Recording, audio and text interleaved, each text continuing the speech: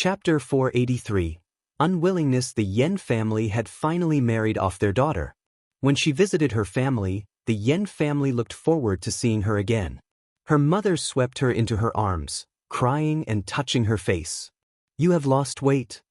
Ms. Yan's father, however, got really pleased seeing them come home with so many presents. He patted Xiao Silang's shoulders, smiling. "You are just too polite. We are a family and you don't have to give us so many presents. But I am still glad that you have many gifts with you today. It means that you think my daughter is important. What matters above all is that you live a great life. You don't have to bring so many presents next time, remember?" The two sons of the Yen family all nodded in agreement, smiling brightly. Xiao Silang smiled back, wiping the sweat drops on his forehead. It was all because his wife fixed it for him. She bought the presents with her own money so that he would not be humiliated or scolded by his father-in-law and brothers-in-law. Xiao Silang now was completely subdued by his wife. His wife treated him so well. The three men of the Yen family were talking with Xiao Silang whilst Ms. Yen and her mother exchanged a few private words. Hearing that Ms. Yen was living a good life at the Xiao family, everyone smiled. The family had prepared a delicious lunch for them, including stewed chicken, stewed mutton, and pork belly with tofu. They even bought some braised fish from the restaurant and opened a jar of vintage wine just to receive their son-in-law. Xiao Silang felt so glad. He had never been treated so well by anyone before. He almost cheered loud in happiness when he realized that the dishes were prepared for him only. During lunchtime, the Yen family kept telling him to treat Ms. Yen well. Xiao Silang clapped his chest, making many promises. His wife treated him so well, and he was definitely going to treat her well too. On their way home, the Yen family gave them abundant presents as well, including 2 ducks, for pieces of smoked meat, for strings of smoked sausage, 2 bags of peanut candies, sesame candies, as well as 2 roasted chicken from the town. Ms. Yen loved roasted chickens and they had been bought especially for her. Since they were into the tofu business, they had prepared 2 stacks of tofu for them to take home as well. It was tender and snow-white tofu with gauze on the top, carefully placed in each grid, easy for them to carry home. The Yen family used the best beans to make the tofu and they had a reputation in the territory. Many tofu stores and restaurants ordered their tofu from them.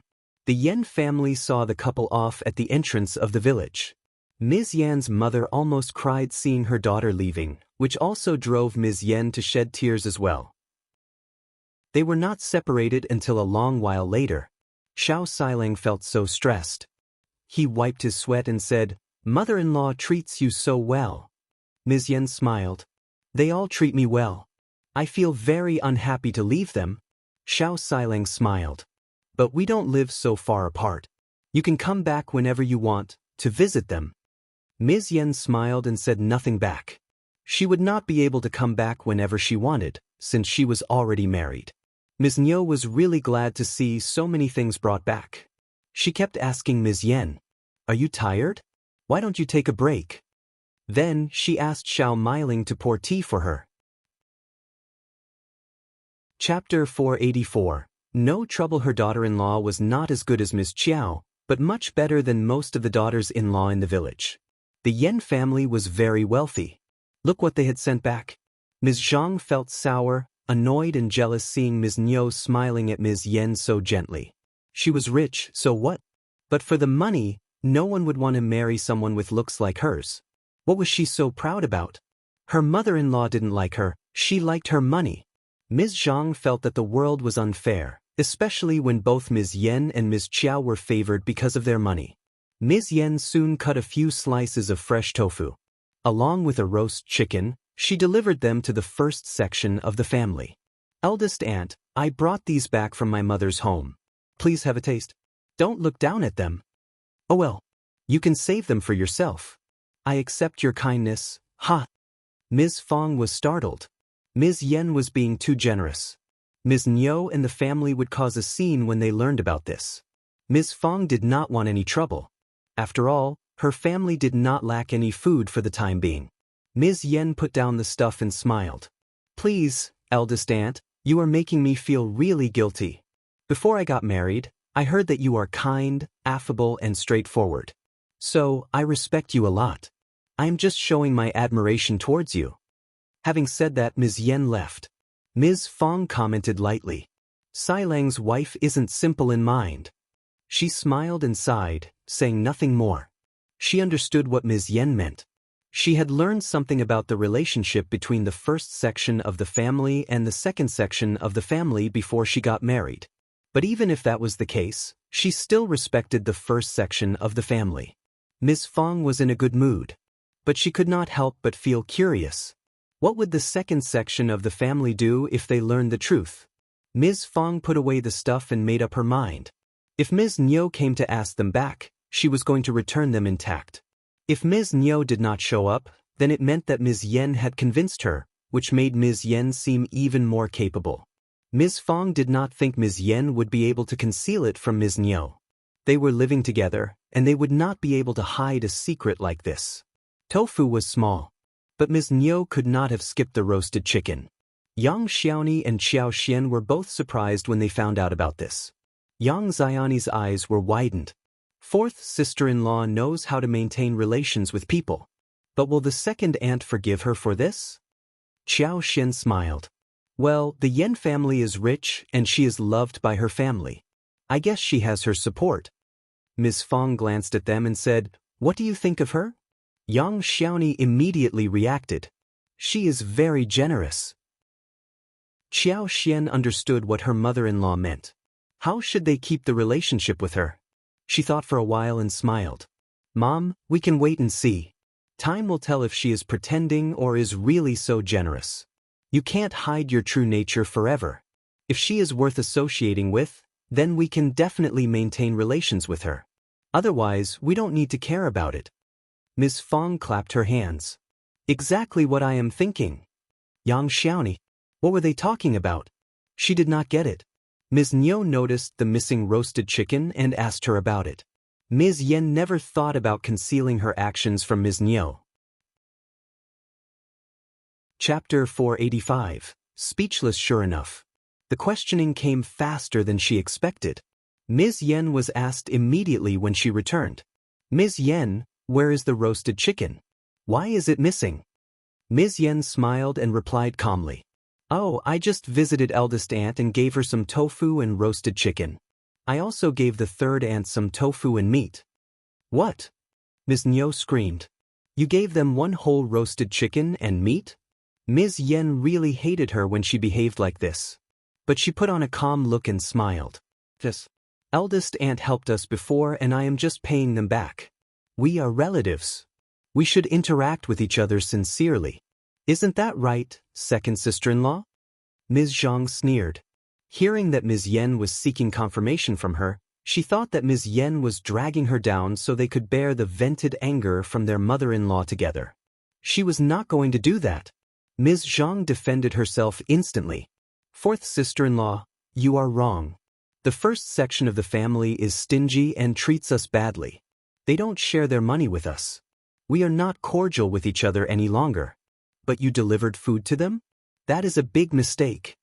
Ms. Nyo nodded and was about to say something, when Ms. Yen interrupted. You are wrong, second sister-in-law. Eldest aunt and uncle helped us a lot in the past, which was seen by the whole village. How can you say such things about them? Ms. Zhang sneered. You also know that it was in the past. Ms. Yen. Favor is a favor. The first section of the family has their life to spend, and we are also a family where everyone is healthy. We can do everything ourselves too. If they want to offer some help, that is kind of them. If they don't want to, that is totally alright as well. After all, they don't owe us anything, right? We are cousins with the same grandparents, isn't it good to be together? If you keep relying on them for help and want them to work for us for free, nobody would offer the help constantly. Honestly, second sister-in-law, do you want to work for the first section of the family without payment? Ms. Zhang felt that Ms. Yen was mocking her. She snapped. You know nothing as a newly wedded bride. I was giving you some insights, but now you are trying to teach me a lesson? You should know what our family is like, else you can ask Mom about it. Ms. Yen said, Mom talks sensibly and logically. I may not know about our family, but this is a principle that doesn't change irrespective of the people. Ms. Zhang sneered. Speak with Mom about this then. Ms. Knight. Ms. Niu opened her mouth but felt a little bit too embarrassed to say anything. Ms. Yen, you don't know anything about family affairs. Anyways, let's just drop it this time. Ask me next time before you act, okay?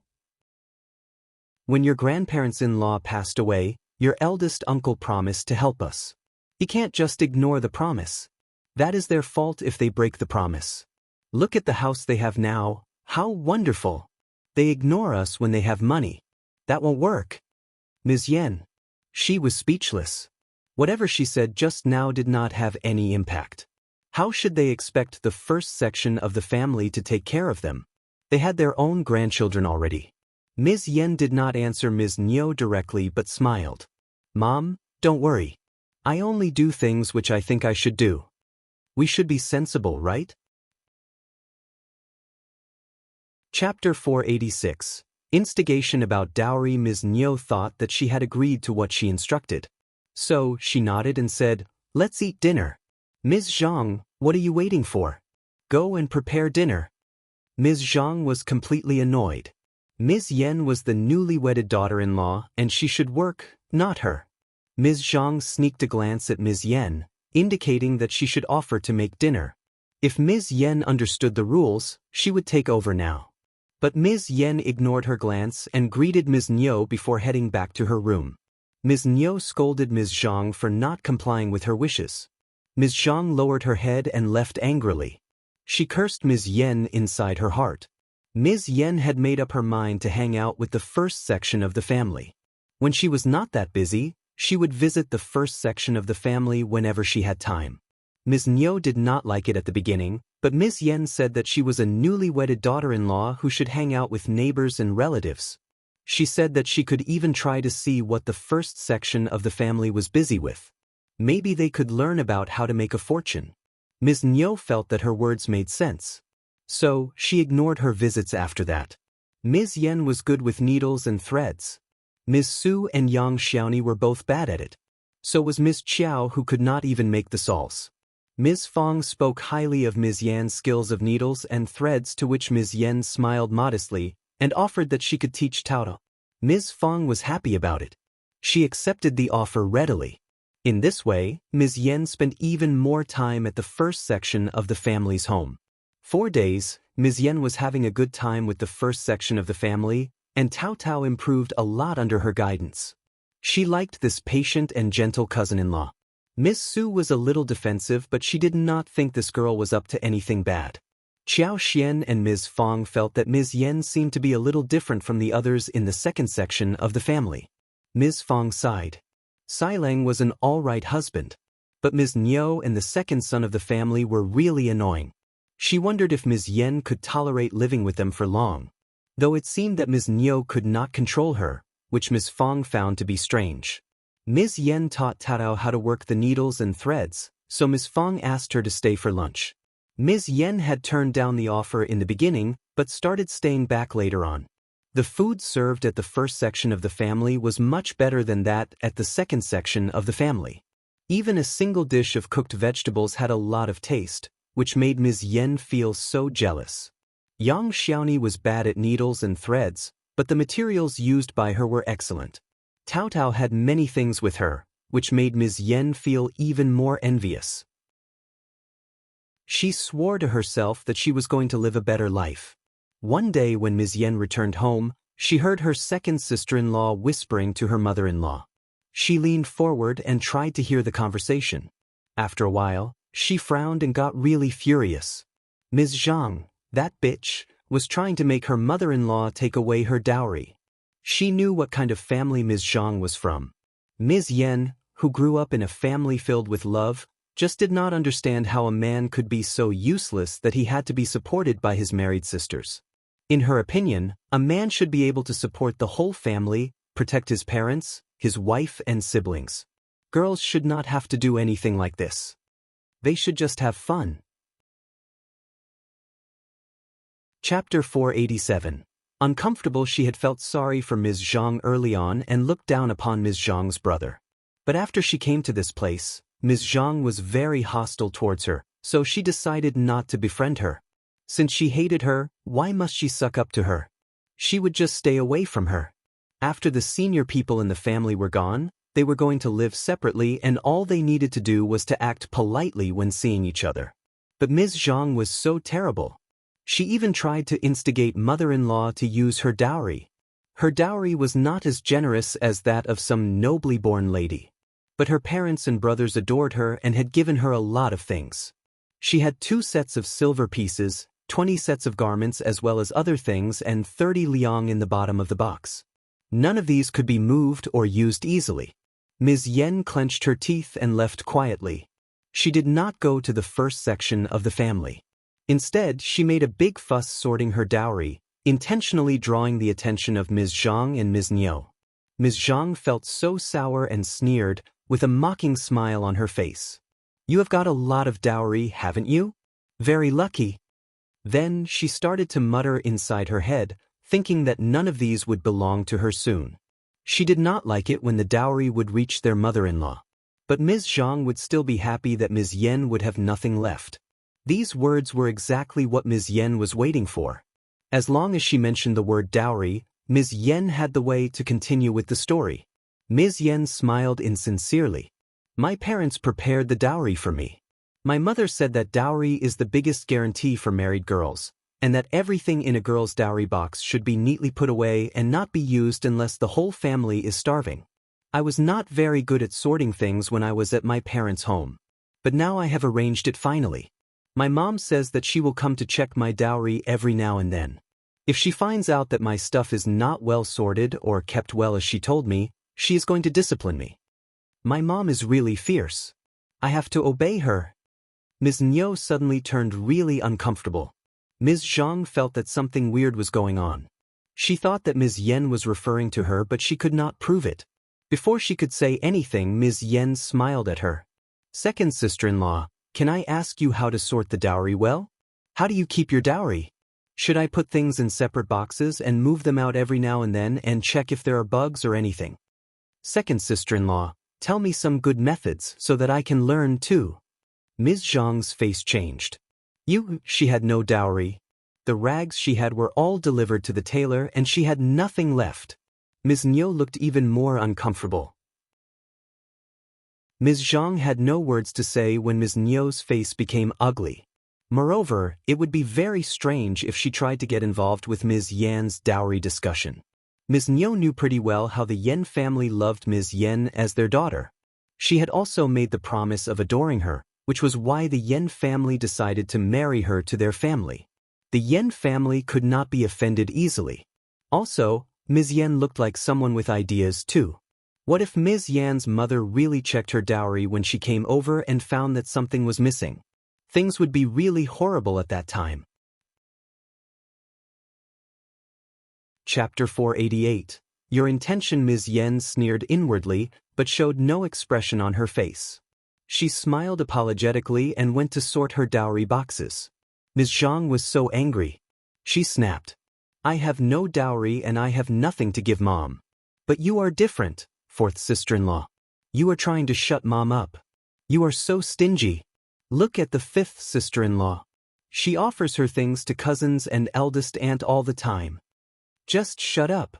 Ms. Niu snapped. "You also know that you have nothing to give me, right? I have never asked you to. As long as you don't move stuff to your family, I would be assured." Ms. Niu suddenly realized that even though Ms. Yen did not offer her dowry, she would at least not take things to her own family. The Yen family were very generous in giving out stuff, and they would benefit more in the future. She did not have to eye her daughter-in-law's dowry now. They could talk about this in the future. Like she said, she would offer it when their family ran into problems. Ms. Zhang, who had tried to irritate Ms. Yen, got lectured by Ms. Niu instead. She felt furious but could not counter her. So she nodded timidly. Ms. Zhang went to the garden to pick vegetables, and Ms. Yen followed behind, smiling at her. "Hello, second sister-in-law." Ms. Zhang was startled. She clapped her chest to calm herself down. She glared at Ms. Yen and responded sarcastically. "You are here, fourth sister-in-law. What are you doing here? Mom gives me so much work to do, but nothing to you. Did you find that unfair, So you came to help me share the burden? Ms. Yen smiled. Mom has her own reasons to arrange our workloads. You can speak with her if you are not happy about it. There is no point in talking about it with me. It is not up to you to judge whether I work or not. I don't think I am doing anything wrong. Ms. Zhang did get much more work to do as per Ms. Nyo's arrangement. But Ms. Yen was not idling around either. The Yen family loved their daughter, but they had raised her well. That was why the Yen family did not marry her off earlier. They thought that she was very nice and smart. Ms. Yen did not think that Ms. Nyo was wrong in getting her to do extra work, since Ms. Zhang kept thinking about stealing stuff from her husband's home and giving them to her own home. Ms. Zhang turned furious and threw the basket on the floor. She said coldly, "What do you want, Yen Jiao?" "That is my question to you, second sister-in-law." Ms. Yan's smile faded. Her face turned cold and she said, "I have just got married and never offended you. Why are you so hostile towards me? You even asked Mom to take control of my dowry. What is your intention, second sister-in-law?" Ms. Zhang's face changed immediately. I heard your conversation." Ms. Yen sneered. "I am not giving my dowry away to anyone, so second sister-in-law, drop your idea. You don't have to like me and we can just go separate ways.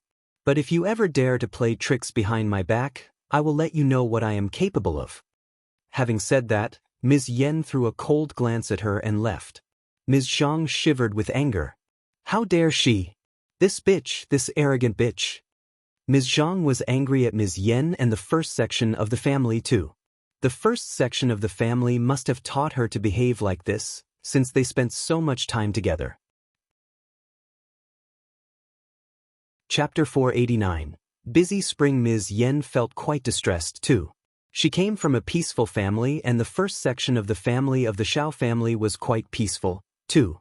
But her mother-in-law was stupid, and her sister-in-law was narrow-minded and jealous of her. She was so upset. She was thinking about spending 2 more years here, and then making a huge fuss to separate the families. She would rather give money and grain to her in-laws than live with them. It was just too stressful. The following day, Ms. Yen visited the first section of the family again. Qiao Xian talked about visiting the mountains the next day. She mentioned that they would be busy with a lot of things, thus won't be working with the needles and thread. The weather was getting warmer. The flower fields needed to be loosened, the gardens needed to be tidied up, and the cultivation of tea seedlings was about to begin. After all of these were done, the shiitake mushrooms, wooden ears, and snow fungus would be picked again. Also, the tea tree seedlings in the mountains would be ready to be picked. It was time to do the transplantation. The branches of the sapling fruit would also need to be cut. Spring plows should be prepared for the land at the Zhang village, and they had to get ready to plant lotus and raise fish in the pond as well. Moreover, Qiao Xian and Xiao Yunduan would need to visit the province again. They were going to sell dried mushrooms, wooden ears, and snow fungus this time. When they returned, the peach and apricot flowers would have bloomed. The first patch of roses would bloom as well. The spring would be a busy time for them, especially when it came to planting trees and the creeping figs as well as lipsticks. All of these were important and big projects. They had very few people who could help. Hence, Qiao Xian and Xiao Yunduan needed to visit the province as soon as possible so as to hire and buy some labor. When they got some time during the intervals, they would go into the mountains to walk around. Everyone except for Qi had not been there for a long while. They all kind of missed it. Even Xiao Yunduan had decided to follow along. They were all used to seeing Ms. Yen at their place these days. Feeling delighted, Tao Tao smiled at Ms. Yen. "Cousin, do you want to join us?" Everyone was startled hearing that. Although Ms. Yen went on well with Qiao Xian and Tao Tao, she was from the second section of the family, and there was still estrangement between them. Ms. Yen was aware of this point as well. But if Tao Tao mentioned this, it basically meant that she was being treated as a part of them. Even Tao Tao realized that she had said something wrong. Seeing Tao Tao's embarrassment, Qiao Xian smiled. "Yeah, cousin, want to join us? We can have fun together." Ms. Yen nodded in delight. "If you can take me, I would like to join you." She knew clearly what position Qiao Xian had in the first section of the family. Even someone as troublesome as Ms. Su was conquered, let alone others. Actually, Xiao Xian was speaking on behalf of the whole first section of the family. Tao Tao let out a sigh of relief, smiling as she gave a grateful look to Xiao Xian. It's a deal. Cousin, come early in the morning. We will be leaving early. Okay. After deciding this, they started to talk about the trip into the mountains. It was a lively conversation. Back in the room, Xiao Xian smiled at Xiao Yunduan. Darling, you are well read and see things far more clearly. What do you think of this new cousin? Xiao Yunduan chuckled. You like to hang out with her. That is your gut feeling, right? The two of them exchanged a look, and Xiao Xian smiled. You are too smart, which makes me feel smart as well. Chapter 490, Feeling Closer. Xiao Yunduan smiled. Cousin seems okay. The second section of the family is lucky to have her. She can control them. Xiao Xian nodded and said, We just need to talk sense with her and any matter can be solved. But second aunt and second uncle would get really annoyed because of her existence. Xiao Xian admired her cousin deeply. If she had been married to a family like that, she would have run away. Early in the morning, Ms. Yen showed up.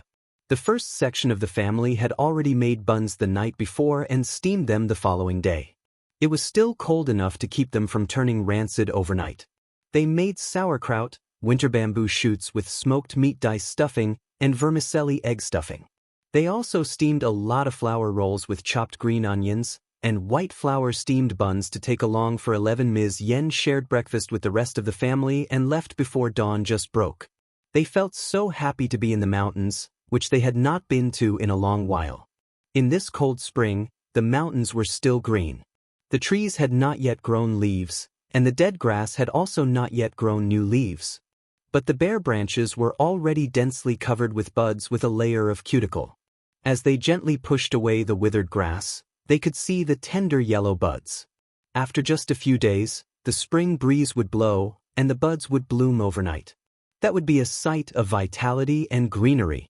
Xiao Xian's inner superpower was sensing the world outside. It was moving, accumulating power, and was ready to burst out. Everyone was talking excitedly. There were no wild vegetables to pick. So, they picked some yams. Qi was put on the task to do the hunting. As always, he was very skillful. He pulled the bow and always hit the targets. Yang Xiaoni and Tao Tao as well as Xiao Sanleng all cheered. They went up to pick the hunted animals. It was the first time for Ms. Yen to watch such a scene. She was startled. Qi was so good with bows and arrows. Honestly, with him around, the first section of the family would enjoy a good life for the rest of the days. Moreover, Xiao Yunduan had become a cultivated talent and Xiao Xian was from a family of officials. Ms. Yen was in awe of Qi and found that her in-laws were totally stupid in their heads. She was going to tell her husband not to talk ill about the first section of the family or be calculative with them. They harvested a lot after half a day. They had dozens of wild roosters, rabbits, grouses and pigeons. Xiao Xian had seasoning spices with her, so they could eat roasted wild roosters and rabbits. As the sun shone upon them, wind blew by. It was not so cold there. Once the fire was lit, they felt nothing but warmth. They chose to start the fire close to the water source. They removed the skin and fur of the animals and soon put the wild rooster and wild rabbit into the bamboo and placed them over the fire. They had good control of the heat and put salt, homemade 5-spice powder on top of them. They spread honey twice in the middle and finally sprinkled chili powder on the skin. It looked like the skin was crispy and the meat was tender, especially delicious. Ms. Yen was not a foodie, but she could not help feeling attracted to the food. Yang Xiaoni and Xiao Sanleng could not wait to have a bite. The texture was crispy and it smelled fragrant. The roasting was well done and people just could not stop wanting to devour all of it. Chapter 491. Take it slow. Xiao Sanleng could not help but speak up. We have harvested a lot today. Fifth sister-in-law, what about doing a grill in our backyard tonight? They had been making different kinds of dishes during the new year, and they tried grilling once, which left a good impression on everyone. Now they had a spacious place, much easier to grill. Everyone nodded, as they heard Xiao Sanlang's suggestion. Grilling was a lot of fun and delicious. It appealed to everyone's taste buds. No one could turn it down. Xiao Xian smiled. Okay, let's go down now. Or we will have no time to marinate the meat. Sure. Let's go home now. Seeing that everyone was laughing and cheering together, Ms. Yen smiled but felt jealous. She did not think that her own family could be as close as them. Xiao Xian smiled at her and offered, "Join us." Ms. Yen did want to join them, but she shook her head and smiled. Next time. It is getting cold and it won't be okay to leave home at night. It was not a good thing for her to go to the first section of the family alone at night. She could hide it from everyone else, except for her husband. But the first section of the family did not invite her husband, and she could not possibly mention it to them herself. But it was not the first section of the family's fault. The second section of the family was too annoying and unfriendly to them before. She was already quite happy that Tao Tao and Xiao Xian accepted her so fast. She could take it slow to mend the relationship. Obviously, Xiao Xian and her family had thought about this as well. So they did not insist. On the way home, they dug up some fresh yams, winter bamboo, and went home with the harvest. Xiao Xian felt a bit sad about the lack of fresh vegetables. It was not time to eat different kinds of wild vegetables. When spring came, they could eat ferns, spring bamboo shoots, mushrooms, dandelion seedlings, shepherd's purse, Chinese tunes, wild onions, wild leeks, cress, etc. Back at home, Miss Fong smiled. "You are back early today. Oh, you got so many things." Xiao Sanlang smiled. "We came home early to grill." Miss Fong laughed. "No wonder you are home early. You are greedy for delicious food. It must have been your idea." Everyone laughed. It was always Xiao Sanlang who came up with the idea about food. Miss Fong picked 3 winter bamboos, 1 wild rooster and 1 wild rabbit to let Ms. Yen take back home. Ms. Yen turned her down, but Ms. Fong smiled. "You can't go home empty-handed, right? We have many things, just take them." Ms. Yen thanked her and left. When Ms. Yen was gone, they started to do a series of labor work, including boiling water to remove hair, picking vegetables from the garden, preparing charcoal fire and wire, as well as lighting up the stove. Ms. Zu's belly had not yet stuck out. This baby did not stir up a lot of trouble in her stomach, so she was fine and could eat all kinds of things. Xiao Xian and Qi started to prepare the grill, which attracted Ms. Zu's attention, who helped with preparations as well. They had 13 wild roosters, 8 wild rabbits, roosters and pigeons, and 5 other big wild birds. They gave away 2 to Ms. Yen but still had many left. They could not finish them in one go. So, Xiao Xian decided to salt them and hang them up to turn them into smoked food. Only when they were smoked could they be kept for a longer time. Chapter 492. Disapproval. They used 2 roosters and a rabbit and cut them into different slices. The meat was marinated with seasoning for the grill. They even marinated wings, chicken stomachs, and feet, so everyone was able to have a portion each. They picked several 3-finger-wide crucian carps for marination as well. There were a few quibs as well added in. Apart from the meat dishes, they also prepared a few vegetables, including fresh shiitake mushrooms, leeks, winter bamboo shoot slices, winter melon slices, pumpkin slices, yam slices, Chinese cabbages, etc. To avoid the grill getting too oily, they chopped the roosters and pigeons into 4 big dices and marinated them with ginger and cooked wine for porridge. Xiao Xian made the seasoning. In the evening, they started the fire for the grill. The 2 stoves were covered with wire, and pieces of marinated meat were roasted on them. Soon, the meat started to sizzle and smelled great. Xiao Junyan and Xiao Qing were walking around, eagerly waiting to eat. They could hear laughter in the backyard. Ms. Niu was very happy to see Ms. Yen bringing wild roosters and rabbits as well as bamboo home. Ms. Yen said that she bought them from eldest aunt, who sold them at a very low price. She even gave her the winter bamboos. Hearing that some money was spent, Ms. Niu felt heartbroken. She complained in an annoyed voice. "Your eldest aunt is bullying you. She even asked you for money." Ms. Yen was speechless. She forced a smile and said, "Mom, eldest aunt did not want it, but I insisted. We can't always take free things from them, right? I would not give away things for free if they ask me all the time as well. Also, it is really cheap. Let's cook the rooster with winter bamboo and leave the rabbit for tomorrow night. Ms. Knight. She did not like what Ms. Yen said, but she did not counter her. But when she thought that she did not pay herself and Ms. Yen did it for her sake, so she decided not to continue discussing it. She still added, "Don't be so silly next time. Chi can hunt, and he can share stuff with us easily. We don't need to pay them." Ms. Yen smiled. "I am going to cook now." Ms. Yen found the whole concept so strange. How could someone take things without paying and still find it reasonable? But she could not say anything against her mother-in-law, though she disapproved of her behavior. But she could say something to her husband. The next day, Xiao Yunduan and Xiao Xian went to the Zhang village. They visited Ding Erzhu and his wife as well as a few tenants, discussing plowing when spring arrived. Then, they met the land officer at the Zhang village, informing him that the creeping figs and tea trees would be ready for cutting. This was the right time. It was neither cold nor hot, and the cuttings and transplanting would not lose water. After the first spring rain, they could quickly revive, take root, and germinate. Also, Xiao Xian was surely going to take care of those plants with her superpower. They would survive and grow well. The villagers were willing to make some money for the early spring plow. Xiao Xian asked the villagers to apply at Ding Erzhu's place. There were 10 vacancies maximum, 1 from each family, until the positions were filled. The villagers would do the cutting, whilst the tenants would do transplanting. When the arrangement was done, they went into the mountains to dig tea tree seedlings and cut the creeping figs. They asked only their own people to do the work, rather than anyone outside the family.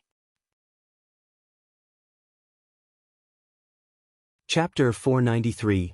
Rolling Eyes. Xiao Yunduan had become very confident after learning from Master Yun for so many days. He was a smart person to begin with and he could pick up things fast. During this period, Xiao Yunduan went to help with the digging of tea tree seedlings as well. Eventually, Xiao Xian, Xiao Yunduan, Xiao Sanlang and his wife, Xiao Delong and Qi as well as Tao Tao were all there. Ms. Su would have joined them as well if she was not pregnant. She really wished to make money but she was pregnant so she dropped the idea. Eldest uncle did not know what Xiao Xian was up to. But seeing that they were going out, he said, "If you need any help, get Erlang and Silang to help you. Meiling could be helpful too, if Tao Tao is with you." Xiao Sanlang could not help but roll his eyes. Xiao Xian smiled. "We are not short of laborers, thanks. Eldest uncle." He suspected that Xiao Xian was doing that on purpose but he had no evidence for that. The places where golden sprouts and lavenders grew had many tea tree seedlings. So, they dug them out, tied them up and transported them on the donkey carts to the Zhang village and passed them on to the tenants. The days were not yet warm, and Xiao Xian decided to wait a little longer for the seedlings to be planted. They did not have many tea tree seedlings. Hence, they spent 4 days digging everything that could be dug away. They had 5 mu of golden sprouts and 3 mu of lavender at the Zhang village. These tea seedlings could be picked this autumn, and Xiao Xian thought that the effort was worth it. It was a test for the tea processors to train themselves, so the whole process could be smooth henceforth. It will soon rise to a certain scale next year. With her superpower as the assistant, they would definitely have a lot of tea leaves next year.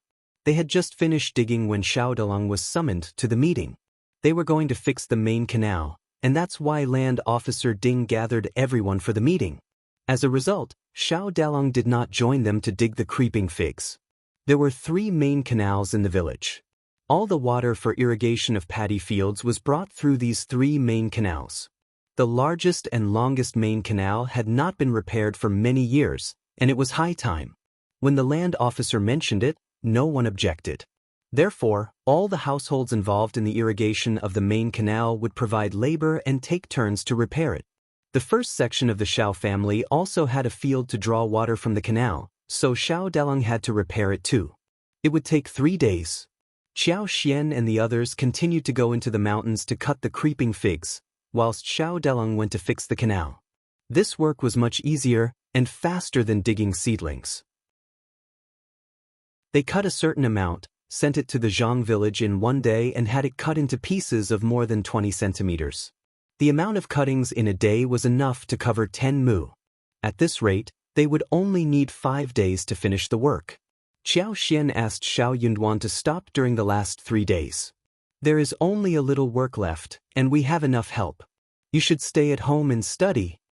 Xiao Yunduan could help when they were very busy, but not all the time. He was about to have lessons with Master Yun, thus he agreed. Then you should take it slow. We have enough time to complete this. Qiao Xian smiled and agreed. But not long after they returned home, someone rushed to them and said, Dalang passed out because a stone hit his legs. Chapter 494. Care. Everyone's face changed. Ms. Su almost passed out, but was supported by Yang Xiaoni at the last minute. Qiao Xian asked in a calm manner. Just the legs, right? Nothing else? It is fine, we can hire a doctor if he suffers from pain. Don't worry, elder sister-in-law. Yes, yes. Ms. Fong nodded as she saw the messenger. My son is okay otherwise, isn't he? That man felt a little scared seeing Ms. Su getting frightened.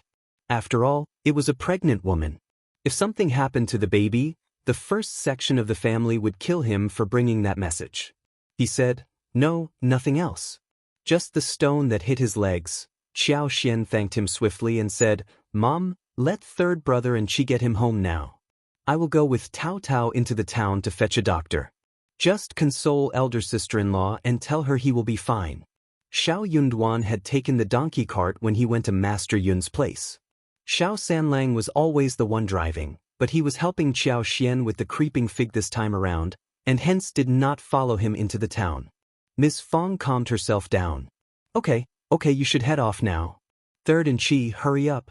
Ms. Su, don't worry, he just hurt his legs, nothing else. We are villagers who would inevitably get wounded sometimes. Qiao Xian and Tao Tao left in a hurry.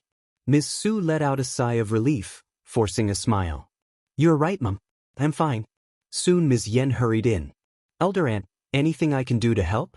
Don't worry, he is a lucky guy, and he should be fine. Also, stones used for the canals would not be too big and he would not be so badly injured. Although that might not be the truth, yet Ms. Fong and Ms. Su felt assured hearing some reassuring words. They nodded and threw a grateful look at Ms. Yen. Ms. Fong asked Ms. Yen to keep Ms. Su company along with taking care of Xiao Junyan and Xiao Dalong, whilst she went into the kitchen to boil water. She was waiting for Xiao Dalong to return and tried hard to press down the anxiety. Soon, Ms. Niu and Ms. Ma as well as Ms. Zhang came over. Everyone expressed their concerns. Dalong's leg should be fine, right? He should have been more careful. Is he badly injured? He may not be able to do the spring plow if he is injured. He passed out in pain. Not sure if that is true. Don't worry. He is alive, right? He just needs some treatment. And even if he is handicapped, you can still survive without him, right? Ms. Fong got so annoyed that she wanted to drive them out. Just stop showing your concern and go make your food. I am too busy to receive you here. Did they have any idea what they were talking about? They might as well shut. She was not in a mood to argue with them, but she got very angry hearing what they said. Ms. Yen was speechless. She knew that her brainless mother-in-law would say something stupid.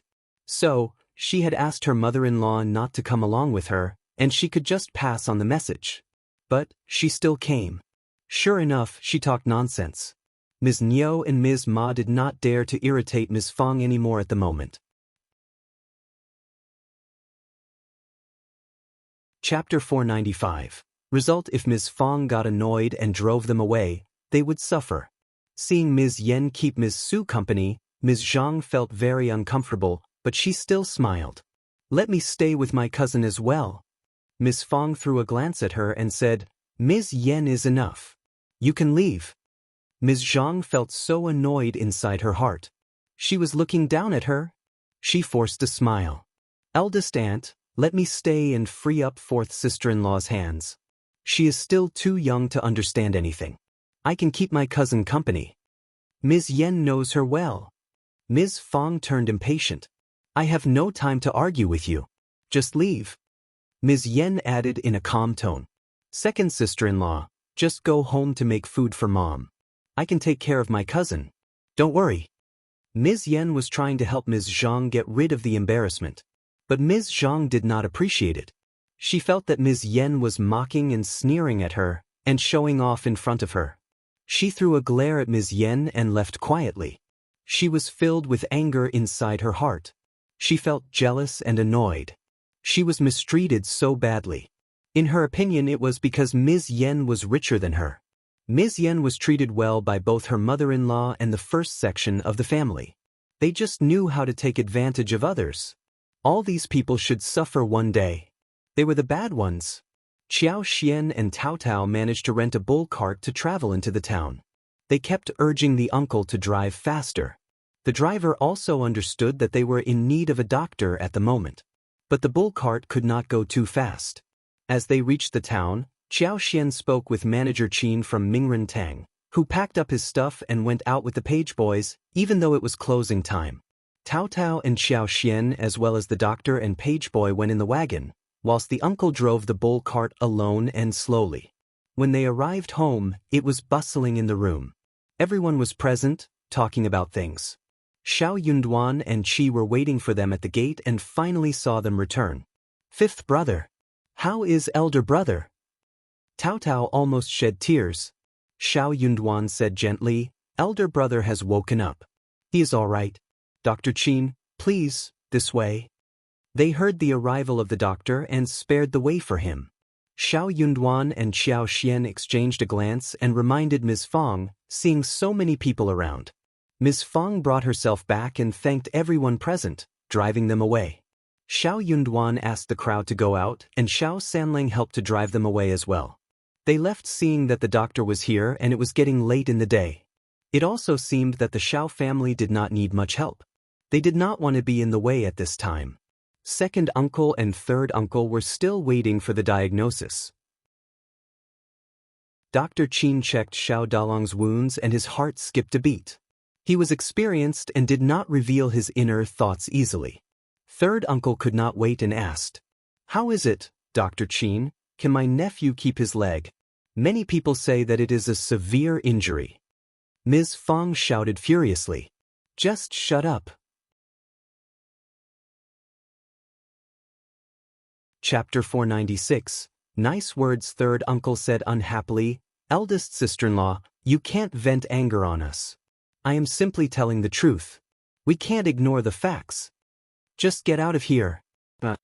Ms. Fong turned furious, pushing third uncle out of the room despite other guests being present there. Third uncle snapped. What are you doing? I am concerned about my nephew. I can't change the truth no matter what I say. You are just so confused. Get out of here. Eldest brother, look at this. Please leave. Xiao Yunduan said coldly, don't disturb Dr. Qin while treating my elder brother. Otherwise, we will not spare you. Yes. You are simply talking nonsense. Why should we be nice to you? We don't need your care. Xiao Sanlang and the brothers went up and glared at third uncle. Eldest uncle stopped Xiao Sanlang and Xiao Yunduan, sighing. Please, leave now. We can take care of Dalong here and we will keep you updated. Your eldest sister-in-law is just very anxious. Please don't hold a grudge against her. Ms. Fong sneered and spat at them. Xiao Sanlang and his brothers pushed them out. Third uncle and second uncle got annoyed, cursing that the family was heartless in the face of their concern. They finally left in anger. Seeing the scene, Ms. Yen got up and waved them goodbye automatically. Ms. Fong nodded and said gently, thanks for your help today. You are welcome. My pleasure. When the outsiders were gone, everyone turned nervous as they turned to Manager Qin. Qiao Xian had already told Manager Qin about Ms. Zu's pregnancy. She said that if the situation was bad, he should share the truth privately. Manager Qin examined Xiao Dalong's calf, which was in a terrible situation. It might have been broken to a serious degree, and he might be limping from this day on. His right leg would not be strong enough to stand any heavy work. Also, during the change of seasons, it might hurt every time. Manager Qin sighed emotionally. But he felt that the Xiao family had a good status and Xiao Yunduan was a cultivated talent whilst Xiao Xian could make a lot of money.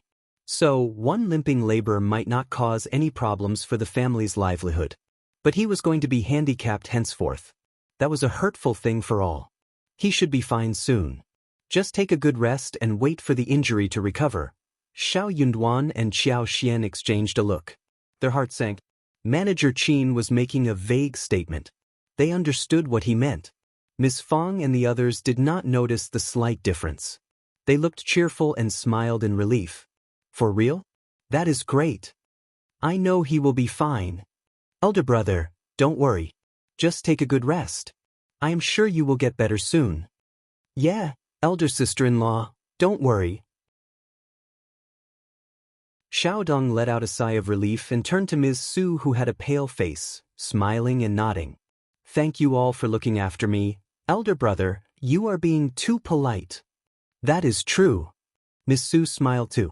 Her eyes were wet, and she felt grateful and moved. They were lucky to have escaped. Manager Qin put an ointment and rebandaged Xiao Dalong's wound.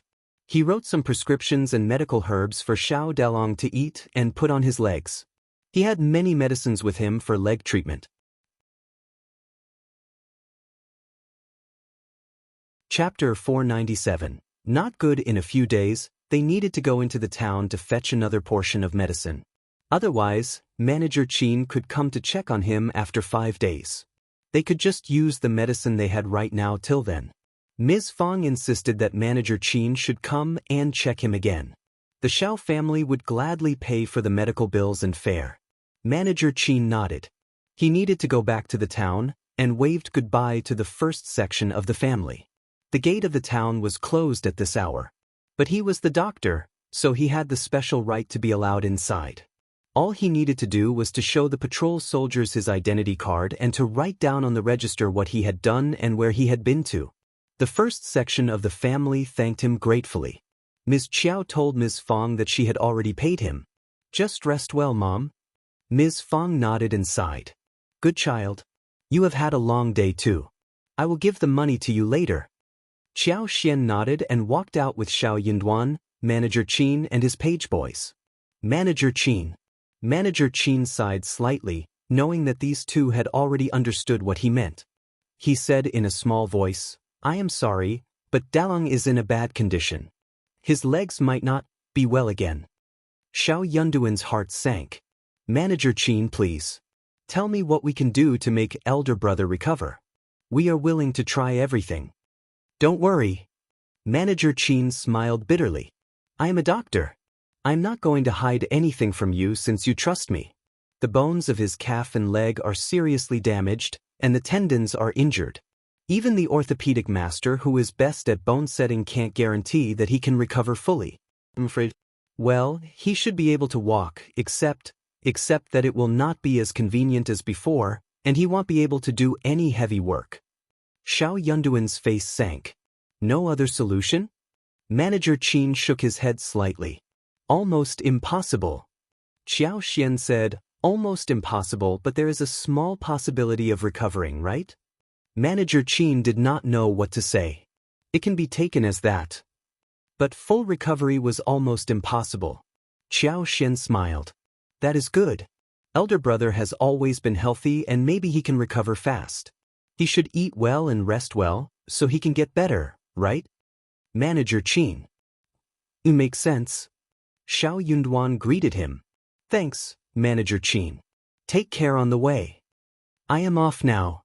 Manager Qin greeted back and left with his page boys. Darling, elder brother will recover. Xiao Yunduan felt his heart warm. He nodded slightly. Yes, he will. I am thinking about visiting the province and asking Brother Yuezheng and Brother Xie for help, to see if any expert doctors can come and take a look at him. Xiao Xian was startled. She had thought about showing her abilities. After all, she managed to heal the old master of the Yuezheng family. But Xiao Yunduan's words made sense. Manager Qin told them what might happen. But they would not give up unless they tried everything. You can go tomorrow, and I will take care of the family. Don't worry. Ms. Fong was in a panic mode and she might not be capable of handling things currently. No one but Qiao Xian could bear the responsibilities of managing the house as of now.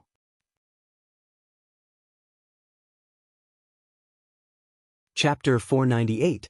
Strange. Xiao Yunduan felt much calmer. They returned to the room and heard laughter. Everyone in there believed that Xiao Delong would be able to recover completely, thus feeling relaxed. Seeing the scene, Qiao Xian and Xiao Yunduan felt even worse. They just could not imagine what the family would be like if elder brother's leg never healed. Especially Ms. Fong and Ms. Su. Xiao Yunduan put on a relatively cheerful face and said, "Elder brother, what on earth happened today? Do you still remember?" Everyone fell silent and turned to Xiao Dong. Ms. Fong asked with her teeth clenched. "Yes, tell me. What happened? Such a thing should not have occurred." The part of the canal that Xiao Dalong was working on was not on a high place. How could a stone hit him so badly? Xiao Dalong smiled bitterly. "I wasn't paying attention. Ding Jinfa and Ding Jinkai were carrying a huge rock as they passed by the hill and got tripped. Then the rock rolled down along the hill and I failed to dodge it." Ms. Fong felt so annoyed. "That is all." "Yeah, that's it." "Damn it." Ms. Fong clenched her teeth. "They hurt you and they have said nothing to us? This is not done." Ms. Su agreed. Xiao Yunduan said, "Let's wait until tomorrow to see what they will do." It was an accident. But Xiaodong was unlucky enough to have run into the Eclusie 11L. They all became less cheerful than before. Yang Xiaoni and Tao Tao made dinner and they found the day had turned dark and everyone was starving. "Let's eat first." Ms. Fong smiled. "Sanling, take the food to your elder brother first and you can eat later." "Okay, Mom." Ms. Su smiled. "Mom, let me do that. I am capable of such small things." Qiao Xian smiled too. "Yeah, let the elder sister-in-law eat with the elder brother. They can keep each other company." "That sounds great." Ms. Su added. Ms. Fong did not oppose it. She smiled and nodded in agreement. Xiao Sanlang was a foodie, but he could take the food to his elder brother before he himself ate. Qiao Xian admired their brotherhood. There was no news overnight. The next day, Xiao Yunduan left before the dawn broke. He was going to ask about doctors in the province. Xiao Yunduan did not tell Ms. Fong and eldest uncle about this until this morning. It was Qiao Xian who mentioned it. They all cheered. "That is great. Down will be healed soon." Miss Su was so moved as she turned to Qiao Xian. "Fifth sister-in-law, thank you all." Qiao Xian smiled. "Don't mention it, elder sister-in-law. We are a family." Due to what happened to Xiao Dalong, they did not go into the mountains to cut the creeping figure. Xiao Sanlang and Xiao Xiaoqi were busy taking care of Xiao Deng. Qiao Xian asked Tao Tao to keep her company to drive to the Zhang village and to deliver the creeping figs which they had cut the day before, so Ding Erju and the others could plant them after a few days. Second uncle and third uncle came to check on the situation early the next day. Seeing Ms. Fong in a good mood, they heard Ms. Fong telling them that Xiaodong would recover after a few days. They all nodded cheerfully and showed some care before leaving.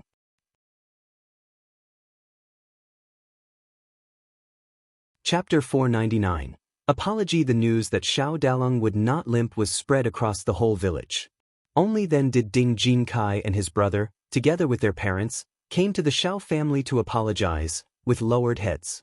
Ms. Fong, Ms. Su and Ms. Chiao were really displeased, especially Ms. Fong and Ms. Su. They should have come to apologize the day before. But they simply rushed home after causing the accident, and Xiaodong was not even carried back by them. They came to apologize only after they heard that Dalong was getting better. Ms. Fong sneered. "What a rare thing that you remember to drop by today. I thought you chose to forget about it."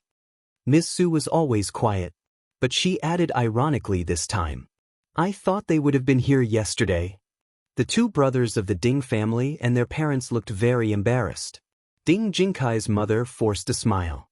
"Apologies, they were too scared to face the matter. Both of us were furious with them. We scolded and beat them yesterday. But it was too late to visit you, so we come this morning. It is their fault, but please, don't be mad." Ms. Fong found the behavior to be disgusting. But she snorted coldly without saying anything more. Eldest uncle coughed. "It was an accident. No one wanted it to happen. Dalong is doing well and you have already apologized to us, so," Ms. Fong cut in. "So that is it? Luckily, my son is fortunate and strong.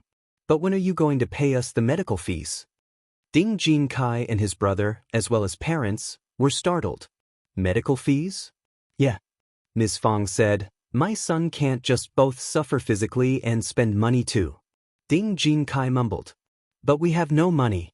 And you are so rich. His parents were silent, but they showed the same expression. Ms. Fong got annoyed and snapped. You made a mistake, and you don't even pay for the medical fees? It doesn't matter if we are rich or not. They did not do that on purpose. Xiao Xian smiled. Then, if someone does not do that on purpose, they can also just offer an apology and leave? Yeah, how can that be so easy and simple? Ms. Fong threw a look at them. You pay half, okay? The Ding family exchanged a look between themselves, at a loss of words. They did not do it deliberately.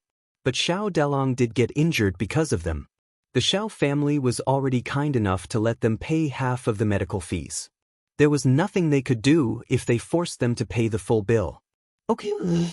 Jinkai's father sighed, smiling bitterly. My son's made a mistake, and we will cover the fees. Ms. Fong looked less annoyed and added, you can pay us 2 liang first. I am not overcharging you. Those are real costs. Else, you can ask Manager Qin at Mingren Tang in the town about it. They believed what she said, but they could not accept it.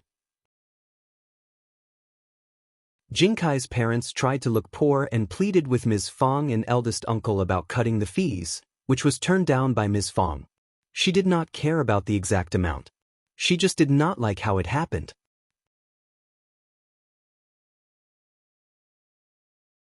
Chapter 500.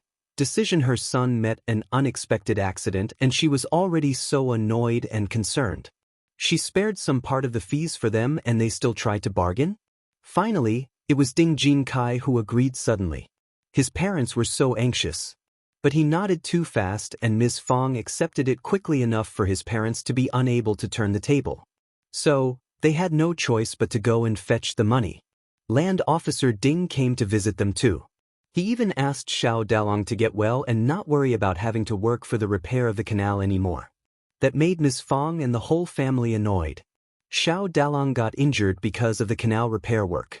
Although they did need the canal themselves, it was a project organized by the whole village. The village should pay some respect for Xiao Dalong's injuries. Land Officer Ding did not even show up earlier.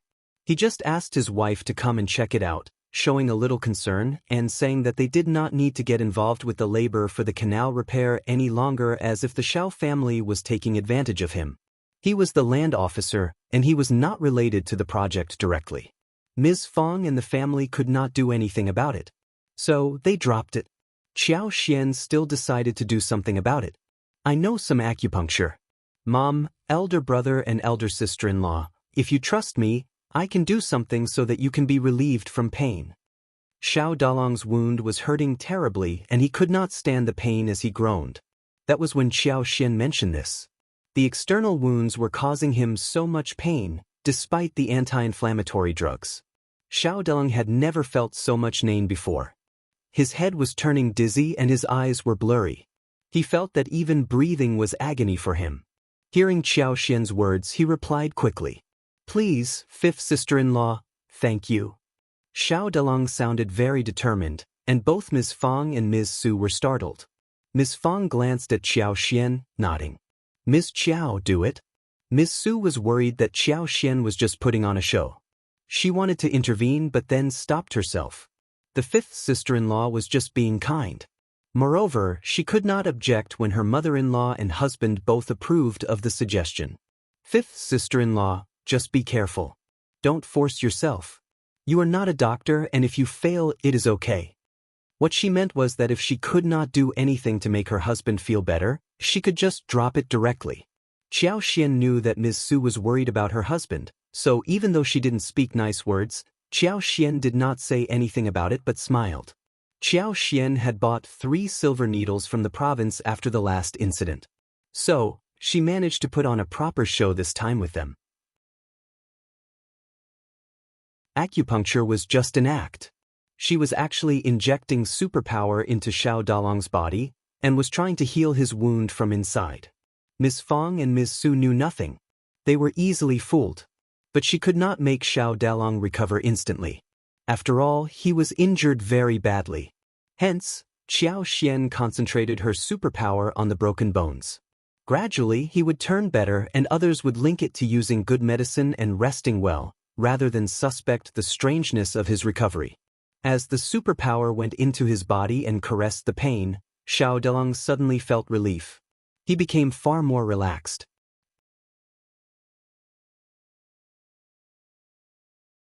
Chapter 501. The second one. Seeing the change in his expression, both Ms. Fong and Ms. Su became happy. It works. That is great, Miss Qiao. Take it slow. Thank you so much, fifth sister-in-law. Qiao Xian stopped after about 15 minutes. She wiped the sweat on her forehead, smiling. This is all for today. Elder brother needs a break. Xiao Dalong smiled and nodded. Thanks, fifth sister-in-law. The following day, Qiao Xian conducted the treatment again on Xiao Dalong, who started to feel hungry after the treatment. Everyone from the first section of the family got really happy. Qiao Xian let out a sigh of relief. It was good that her superpower worked. Elder brother's leg was definitely going to be fine. What Manager Qin had said would not happen. By the evening of the third day, Xiao Yunduan came back with a doctor and his disciple, accompanied by Chu Shan. They had managed to get a famous doctor from the province, and they all received the person politely. This Dr. Dong was an expert in trauma orthopedics. He was well known and used to being praised by others, so he naturally had a bit of a temper. But Dr. Dong was very friendly when he came to the first section of the family. Young Master Xie and young Master Yuezheng had both informed him about this, and he, for the sake of those two important figures, restrained his arrogance. Dr. Dong hurried to this place to check up Xiao Dalong, knowing that they were in a hurry. He smiled after checking his injuries. Don't worry, I will write a prescription and leave a portion of ointment and plaster. He should take it orally and apply it externally. You must carefully clean the wound with water every morning and night, and keep the wound clean. Also, don't let him get injured again. He should lie down and rest well. After 10 days or so, he can go down to the ground and ask someone to help him walk a few steps slowly. After 2 or 3 months of proper care, he will basically recover. However, it is best not to do heavy work for half a year. That was almost the same as what Manager Qin said. It made Ms. Fong feel very relieved. She constantly expressed her gratitude. Xiao Yunduan got really surprised inwardly since he was one of the 2 people who had heard the truth. Manager Qin had not said the same thing. Manager Qin would never have lied to him, and he should not be less capable than Dr. Dong. Xiao Yunduan sounded skeptical. For real? Dr. Dong turned a little displeased when he was doubted by someone. He was used to being trusted implicitly. But he nodded and said calmly instead of showing any displeasure, yes. I have been working as a doctor for years and I will never make such a simple mistake. This was just an external wound. He could not stand it when he was not trusted. Xiao Yunduan suddenly realized that he had said something improper. He apologized. Sorry, Dr. Dong, I am not doubting you. It is just that I feel very worried. Thanks for your efforts, Dr. Dong. Dr. Dong relaxed after hearing his words. True, young master was just so worried about his elder brother that he could not believe what had happened. They had a great brotherhood. Dr. Dong ignored the mistake and consoled him. Don't worry, I can definitely help him recover. It was getting late. Dr. Dong and his disciple spent the night at the first section of the family. Seeing that the situation was getting better, Qiao Xian went to cook food with Tao Tao and Qi helping her. They soon had 3 dishes ready. There was stir-fried smoked meat with garlic sprouts, steamed sausage, fried winter bamboo shoots, spinach and egg soup for Dr. Dong and his disciple.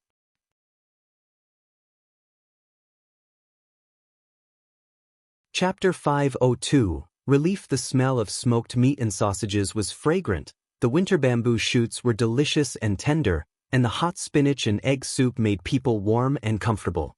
The food made them, who had been driving the whole day, feel so refreshed. They could not help but develop good feelings towards the Xiao family. The meal just eased them up. Back in the room, Xiao Yunduan smiled and said that they could really be relieved after listening to the doctor's words. Xiao Yunduan could not understand the truth and Xiao Xian found it funny. She was not confused at all but still tried to cover it up. She explained. It is said that there is a specialization in surgery. Dr. Dong is good at treating trauma, so it is not surprising that he can diagnose more accurately than Manager Qin. Furthermore, the elder brother had just been injured on the day when Manager Qin came, so the doctor's diagnosis might not be so accurate at that time. After all, no one knows how well the elder brother's body can heal. Now it seems that it has something to do with the elder brother's physique. Perhaps the eldest brother himself tends to recover easily. Xiao Yunduan thought what Xiao Xian said made sense. But something seemed amiss after pondering over it. He might have overthought about this. Thankfully it was all good now. Xiao Yunduan slightly relaxed and nodded with a smile. You are right, darling. Dr. Dong and his disciple left early the next morning, since the patient's situation wasn't urgent.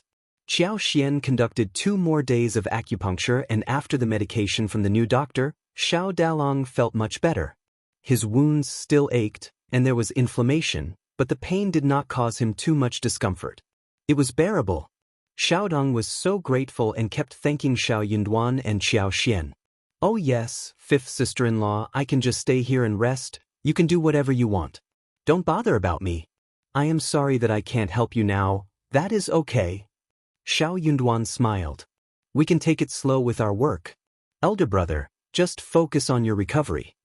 Seeing that Xiao Delong was doing well, Xiao Xian and the others went into the mountains to cut the creeping figs. Xiao Xian did not allow Xiao Yunduan to tag along. He was not needed for the remaining work. It should turn out well. Xiao Xian and Xiao Sanlang, Yang Xiaoni, Tao Tao and Qi spent 3 days gathering enough creeping figs. Then, their work would be sorting flower fields, digging the soil and removing weeds. They hired Xiao Dali and a few others from the village for help, together with Yang Xiaoni, Qi and Tao Tao who supervised the work. They only hired people with sealed lips.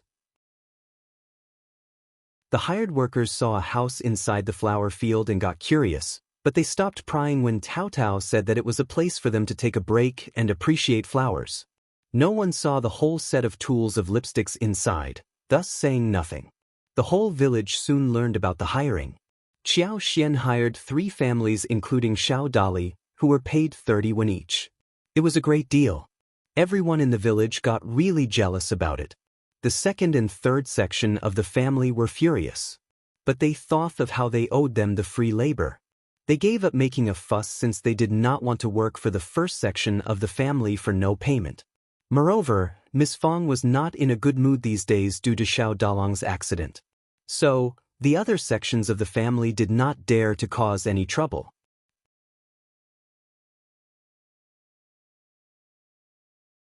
Chapter 503, A Story's. Zhang still tried to make a fuss, sneering in front of Ms. Yen. Aren't you visiting the first section of the family every day and sucking up to them? I thought they were nice to you. But look, you are nothing in their eyes. Ms. Yen chuckled. I am not sure what you mean, second sister-in-law. They treat me nicely. We are relatives, but I never thought about getting any benefits from them. So, you are worrying unnecessarily. Ms. Zhang snorted, sounding disdainful. She believed that it was Ms. Yen who didn't want to admit it. Ms. Yen did not want to argue with Ms. Zhang over this point. She had no interest in explaining it any further to Ms. Zhang. She did not care what Ms. Zhang thought about her relationship with the first section of the family. It was none of her business anyway. Ms. Yen still visited the first section of the family every day. Sometimes the visit was a little longer, sometimes a little shorter. But she was always there. The cutting of the creeping figs was completed within 2 days. Xiao Xian went to visit the Zhang village again. Accompanied by Ding Erju and his wife, they went to survey the field of the creeping figs as well as the tea forest. She claimed that she wanted to see how the creeping figs and the trees were growing whilst in fact, she was trying to put her superpower into the plants. Otherwise, the trees were withering and the creeping figs might not survive. Xiao Xian pretended to be tired and took a break, during which time, she silently exerted her superpower, bringing vitality to the plants. Xiao Xian could sense that the trees that had been running out of water were already growing back at a very high speed. The creeping figs had full buds and found roots underground that made Xiao Xian feel assured. She was going to exert one more burst of her superpower so the plants should grow better. Back at home, she ran into Ms. Yen, Ms. Fong and Ms. Su having a nice conversation. Xiao Xian walked in and greeted them as she turned to the backyard to wash hands. Fifth sister-in-law, Ms. Yen followed up. Xiao Xian looked up at her, smiling. Hi, second sister-in-law. Ms. Yen looked hesitant, but she lowered her voice. I need to tell you something. Xiao Xian was surprised. Ms. Yen was a cautious person.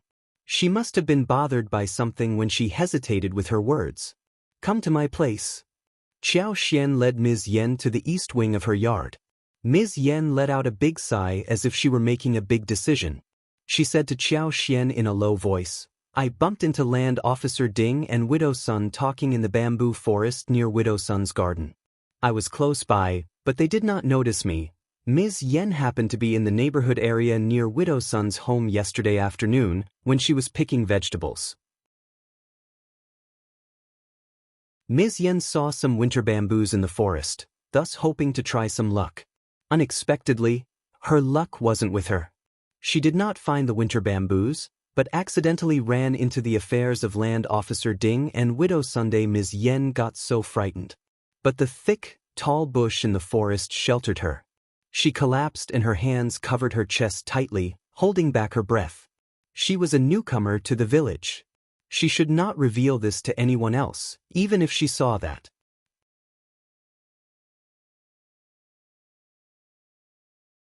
Chapter 504. No evidence. She would find herself in trouble if she spilled the beans to anyone. But she overheard their conversation. They were talking about Xiao Dalong's injuries. It was not an accident. Land Officer Ding made this happen just to flatter Widow Sunday. Widow Sun kept cursing the first section of the Xiao family, especially Ms. Fong, Xiao Xian and Xiao Yinduan. She cursed at them so fiercely as if they were her worst enemies. Widow Sun kept blaming the land officer for not being able to do this well. She said that he should have ruined Xiao Dalong's legs, rather than leave him any chance to recover. Widow Sun hated them so deeply. She wanted to take revenge upon Xiao Yinduan and Xiao Xian, but she had no chance with one of them being the cultivated talent and the other the daughter of the county magistrate. She did not dare to offend them, after all. But she did not want the first section of the family to have a good time. So, she had eyes upon the most down-to-earth man in the family, Xiao Deng. As long as everything turned messy in the first section of the Xiao family, she would be really pleased. When she heard that Xiao Dalong had been hit on the legs and passed out, and that his legs might get ruined, Widow Sun felt so pleased. But soon the pleasure was gone after one day. Hence, she became really furious. Seeing Land Officer Ding, she started to complain. Land Officer Ding had intended to visit her the day before, but she did not open the door. Still, he caught her when she came to the vegetable garden today by pretending as if he were passing by, after seeing that no one was around. Ms. Yen accidentally ran into this conversation. Ms. Yen did not even have the strength to get up until they two left. She wondered what on earth was the grudge between Widow Sun and the first section of the family that she hated them so much. She wondered if she should reveal this secret. If she kept the secret, she would feel very uncomfortable in heart, but if she told the first section of the family about it, she would be doing them a huge favor, which she did not want to waste so easily. She had no evidence. Nor did she want to get involved with this thing. She was a newcomer, and if she was involved, her reputation might be ruined. After thinking for a long while, Ms. Yen finally decided to tell Xiao Xian about it first. She believed that Xiao Xian and Xiao Yinduan were calm people who would know what to do with this matter properly. If she told this to Ms. Fong and Ms. Su, Ms. Yen would not be able to imagine what might happen. Xiao Xian was shocked.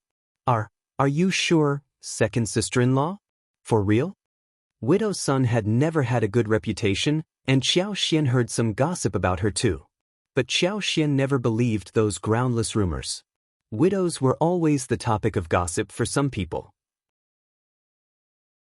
But Widow Sun was over the top.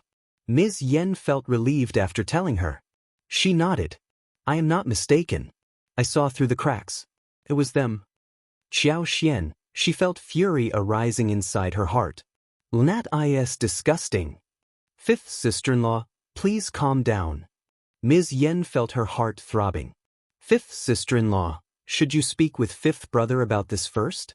Don't tell eldest aunt right now. She might rush into widow's son and the land officers' homes to make a fuss about it. If that happened, things would get worse. Qiao Xian took a deep breath. Second sister-in-law, don't worry. I will talk about this with my husband first, and we will never tell anyone else, including Mom, about it. We have no evidence at the moment, after all.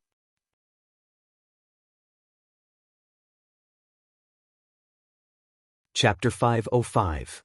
Revenge. Also, I will never mention your name either. Ms. Yen let out a sigh of relief, but felt her legs getting weak. She said gratefully, Thanks, fifth sister-in-law, for your kindness. Xiao Xian smiled. I should thank you for telling me this. Ms. Yen did not have to get involved in this. If she kept this to herself, no one would know about it ever. Ms. Yen smiled. I would feel uneasy in my heart if I kept it to myself. That was true. Qiao Xian asked a few more questions about this, and Ms. Yen gave her as many details as she could. Then she left when there was nothing else to share. The moment she left, Qiao Xian went to Xiao Yunduan. She needed to tell Xiao Yunduan about this as early as possible.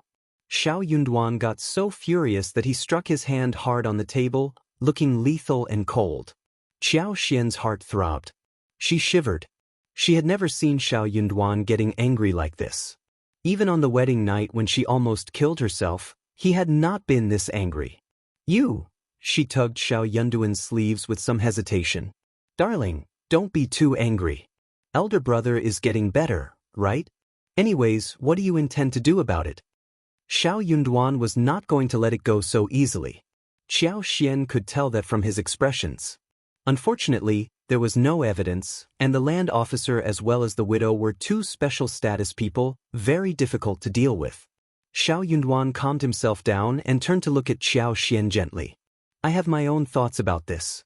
You should pretend as if you never heard about this. Be sure not to tell Mom and elder sister-in-law. He did not want this to spoil her ears. Mom was impulsive and she should not learn about this. The elder sister-in-law was pregnant and she must be kept away from this as well. He should be the one who should take revenge. Seeing Xiao Yunduan's look, Qiao Xian understood that her husband planned to do it in secret. After all, there was no open method that could be used for revenge. But you should be careful not to get involved. He had a promising future, and he should not bet on it. Flossed, he might lose big. Xiao Yunduan nodded gently. I know my limit. Don't worry. Qiao Xian smiled but again asked in confusion. Do we have any grudge with widow's son for her to do something like this? What made her so angry that widow's son would combine forces with the land officer to set up her family? Xiao Delong was the victim this time. What about next time? If she dared to do that once, what would stop her from doing it again?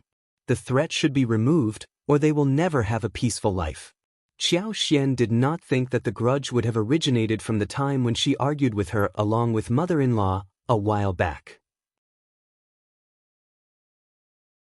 Villagers always had disputes with each other, and they would still talk normally after a few quarrels. They even hung out normally. Nobody became each other's worst enemy. Xiao Yunduan had been studying at the college in the town and was devoted to examinations. He knew nothing. Hearing her question, he got confused too. Qiao Xian said, I can ask Mom or elder sister-in-law about this implicitly. Maybe the elder sister-in-law knows something. Xiao Yunduan thought for a while and nodded in agreement. He was curious too. Don't rush into it. Ask when you have the chance, otherwise they might sense something to be amiss. Qiao Xian chuckled. I know. I am good at it.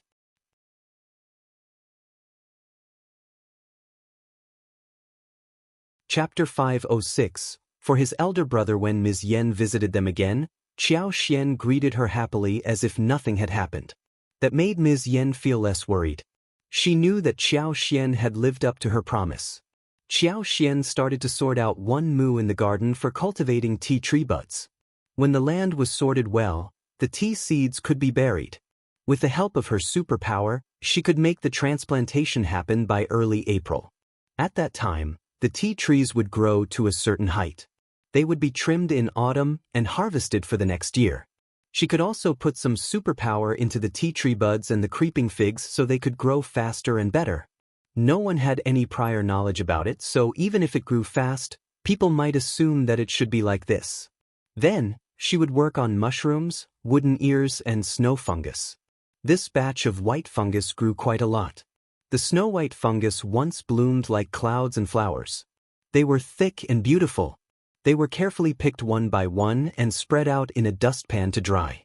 Xiao Xian told Xiao Yunduan that when the mushrooms and snow fungus were sun-dried, they would visit the province to buy some laborers as well as lotus root, water chestnuts, and so on to plant in the pond.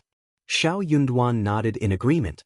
Hearing about Widow Sun and Land Officer Ding's conspiracy, Xiao Yunduan went out every night. He even asked Xiao Xian to sleep first instead of waiting for him to return. Xiao Xian had no idea what was going on, but by the third night, Xiao Xian understood the situation. He was watching over at Widow Sun's door. He was doing everything he could for his elder brother. Xiao Xian was surprised, but found his behavior reasonable too. Catching them on the spot was the only method. If his plan was to catch them red-handed, the best method was to be the most patient hunter who guarded their prey until they came to the trap. He did not want her to know about his plan, but Xiao Xian did not ask him either. They both knew what was happening. Xiao Yunduan was not in a hurry. He guarded the place for 7 days in a row until he finally, on the 8th night, saw Land Officer Ding sneaking into Widow Sun's yard. Xiao Yunduan waited and did not leave until half an hour later. Suddenly, fire broke out in Widow Sun's home that night, and almost half of the village went to help put out the fire.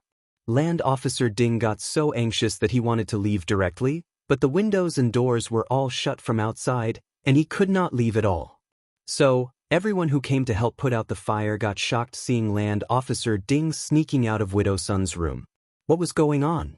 They understood immediately that Land Officer Ding was not in Widow Sun's room for a friendly chat. They were doing something indecent. Land Officer Ding realized that he had been set up and became furious. He wished that he could disappear from there out of shame, when everyone was teasing him. He knew that he was done this time. Luckily, his wife and 2 sons were not here to put out the fire, otherwise he would be so humiliated. Widow Sun was shocked too. She flushed deeply, but soon, she understood what she should do. She took hold of Land Officer Ding suddenly and glanced at the crowd. I am remarrying Brother Ding as his concubine. We are not doing anything wrong.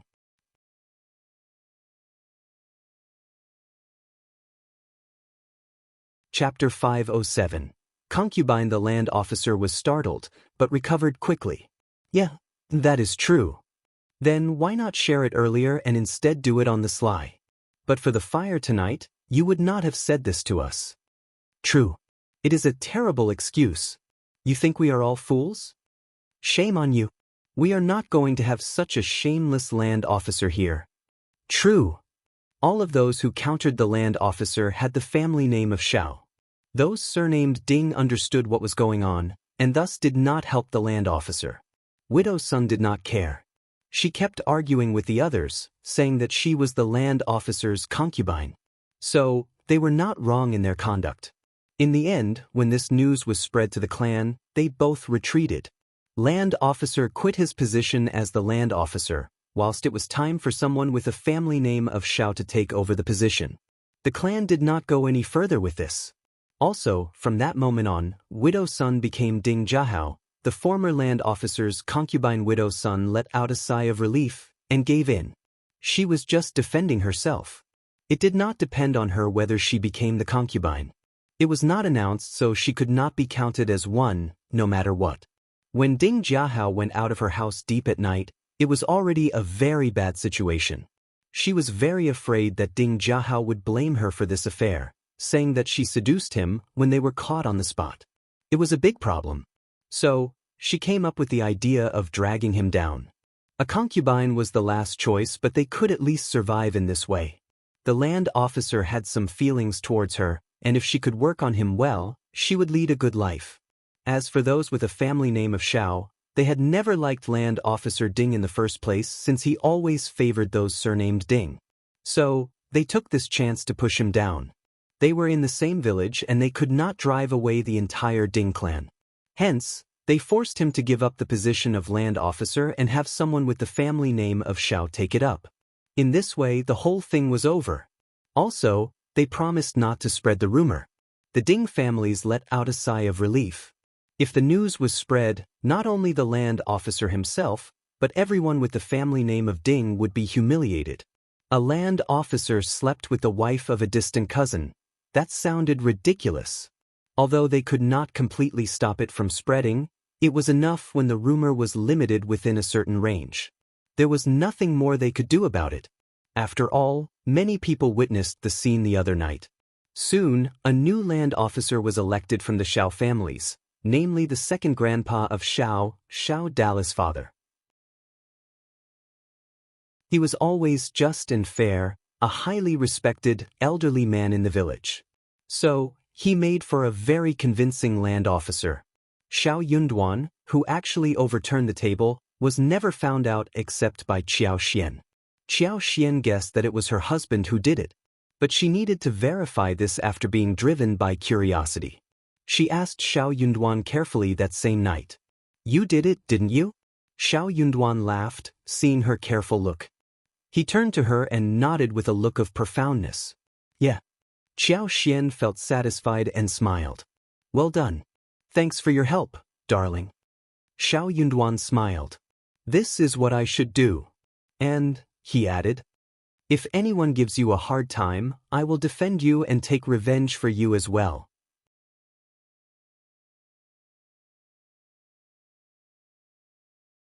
Chapter 508.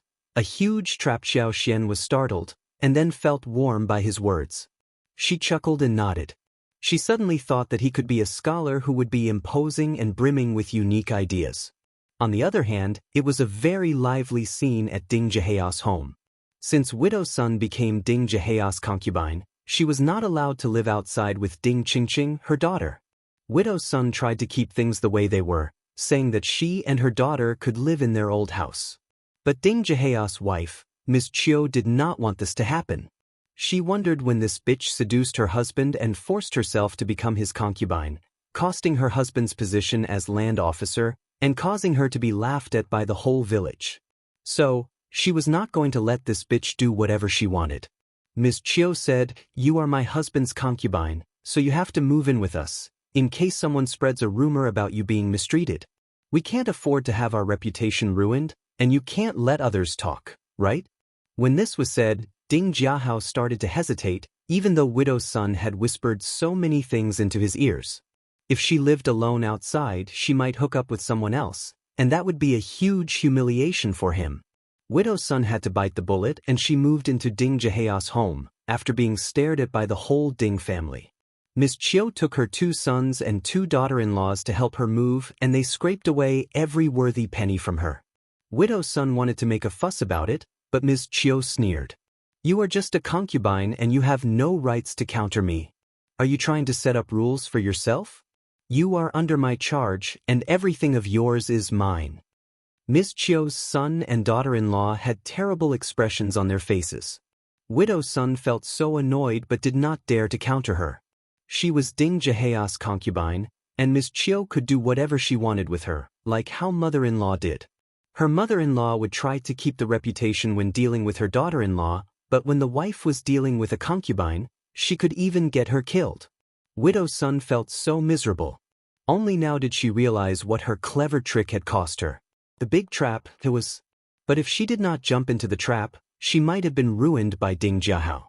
They had hooked up because both of them felt like it, and they were in deep love when they had no conflict of interest. But when their interests clashed, they would understand exactly what they ought to do individually. Unfortunately, she had no other choice. She also knew that Ms. Qiu was angry, and that her sons and daughters-in-law must hate her. So, Widow Sun had no choice but to tolerate Ms. Qiu's torment. As for Ding Qingqing, she moved into Ding Zhihea's home as well and called Ms. Qiu as the mother, and addressed Widow Sun as Auntie Mother. She would be lectured if addressing her wrongly, and so would Widow Sunday. Ding Qingqing had been so shocked by what had happened, and was uneasy every single day after that. Widow Sun had not expected her daughter to suffer, though she herself suffered from Ms. Chiu's torment. But when she tried to defend Ding Qingqing, Ms. Chiu sneered. "Don't you dare forget who will have the say about this girl's marriage eventually." That threw Widow Sun deep into the bottom of the valley, and they did not dare to say one thing. She even privately told Ding Qingqing to work hard, so that Ms. Chiu would not be pissed. This incident would become a fun topic in town, let alone in the village where people craved gossip as entertainment in the days to come.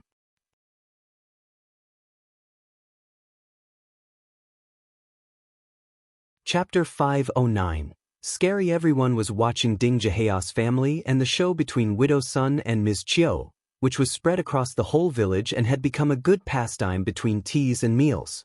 Yang Xiaoni was always out to hear gossip, so the first section of the family learned about the matter as well. Xiao Xian felt so happy to hear about the bad experience of Widow Sunday. She deserved to be punished by someone like Ms. Chiu. As for how it was for Ding Qingqing, well, she was suffering because of what her mother did, and no one was going to offer any help. So, one should be moral and have conscience. Otherwise the punishment would come on either her or her children, and nobody would feel sorry for that. Ms. Yan was almost sure that what happened between Widow Sun and Ding Jihao might have something to do with Xiao Yunduan and Xiao Xian. But she did not dare ask a thing. She subconsciously started to respect and feel scared of Xiao Xian and Xiao Yunduan. That was a scary couple. She made up her mind never to offend them or the first section of the family. Her in-laws did not get punished by Xiao Yunduan and Xiao Xian because they were relatives, who were just kicked away or ignored by the couple whenever they made a fuss with the family. If they really wanted to teach them a lesson, they would surely not have a good ending. Ms. Yen felt very nervous about the disputes that her in-laws kept creating with the first section of the family. Ms. Yen suddenly lost interest in getting angry when Ms. Zhang kept causing trouble. If Ms. Zhang did not stop, Xiao Yunduan and Xiao Xian would teach her a good lesson sooner or later. But would Ms. Zhang know that she should stop someday? That seemed nearly impossible. So, what she needed to do was to watch and learn. When mushrooms, wooden ears and snow fungus were dried, Xiao Yunduan and Xiao Xian picked a day to visit the province. The mushrooms were ready to be sold to Yuezheng Xiao, as they had promised earlier. After this, they would buy some laborers and get ready for the spring plow. There was enough work headed their way, including seedlings, making rakes, planting corn, taro, soybeans, planting vegetables, cleaning bamboo mountains. Once the spring warmed up, the farmers tended to get very busy. Around that time, the tea saplings will grow taller and it would be time to transplant them. The flowers in the flower field were about to bloom and needed to be made into lipsticks. Xiao Xian and everyone else would get much busier than before. Once they returned from the province, peach and apricot flowers should die in bloom. There were not many, but they would also be enough to make some lipsticks. After that, roses and Chinese roses and pomegranate flowers would follow, keeping them busy for half a year. Ms. Su was pregnant, so she could only be of a little help, whilst Xiao Dalong needed to recoup his injury. Xiao Yunduan was focusing on his studies, which reduced the number of people contributing to the tasks by a large degree. As a result, they had to buy some helpers. This time when they came to the province, they didn't stay at the hostel, but headed directly to the Yuezheng family. The doctor whom Xiao Yunduan had hired was living in the Yuezheng mansion. Old Master and First Madam moved back to the mansion during the Chinese New Year, and a capable person like First Madam had already taken over the affairs in the mansion whilst Old Master focused on the business. It all worked out well. Ms. Mi Jr. was so annoyed that she almost passed out. She tried to cause some trouble but got pushed away by First Madam, failing to do anything else. First Madam treated Xiao Xian as their savior, so she would be really hurt if Xiao Xian and Xiao Yunduan did not come to live in the mansion when they were in province. Days got longer after the New Year, and when Xiao Xian and Xiao Yunduan came to the Yuezheng family, it was still bright outside.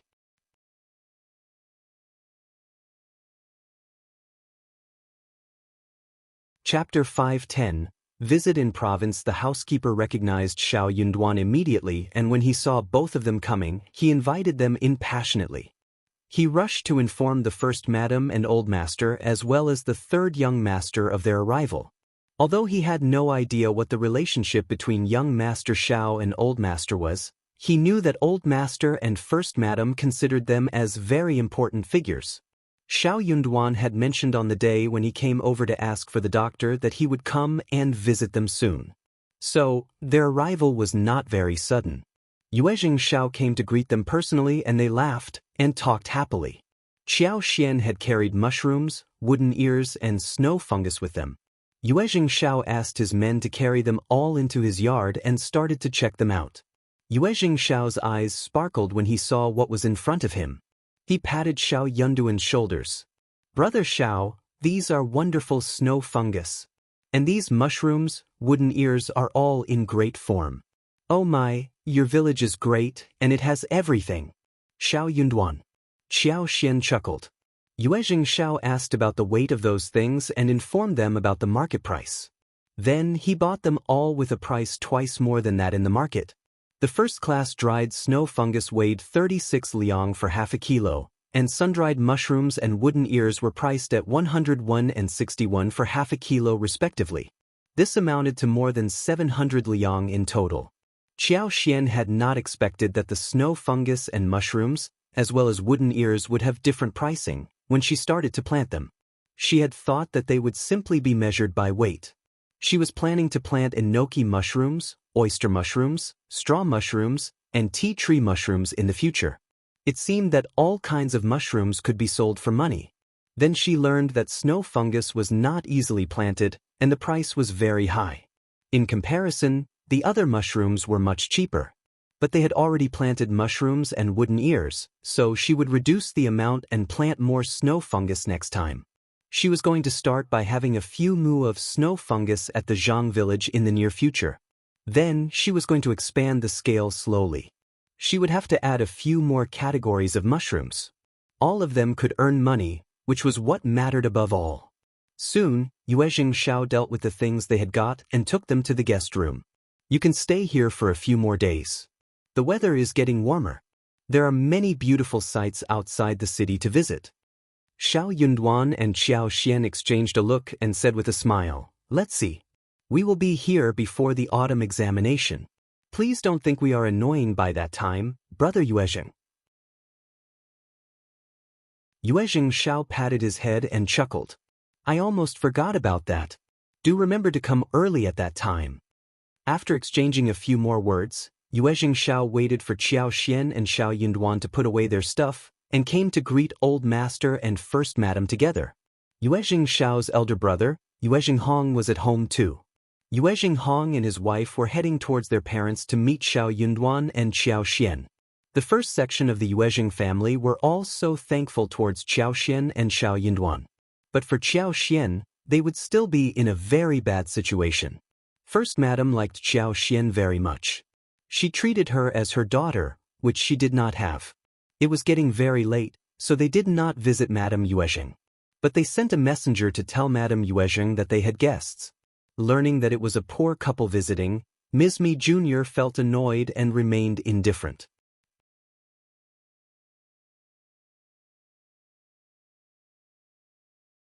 Chapter 511. A Lovely Treatment. Mi Jr. sneered and told her maid that the first section of the family always hung out with filthy, lowly people. A cultivated talent was not that great or worthy enough to spend so many efforts on. The first section of the family arranged a nice, simple treatment for Xiao Xian and Xiao Yunduan in the main hall. It was a lovely evening. Hearing that Xiao Xian was here to buy laborers, First Madam said that she could help. She would go along so that the agencies don't cheat them. That was exactly what Xiao Xian hoped to ask her for. She thanked her gratefully. Agencies were always very tricky. They had all kinds of ideas going on in their minds.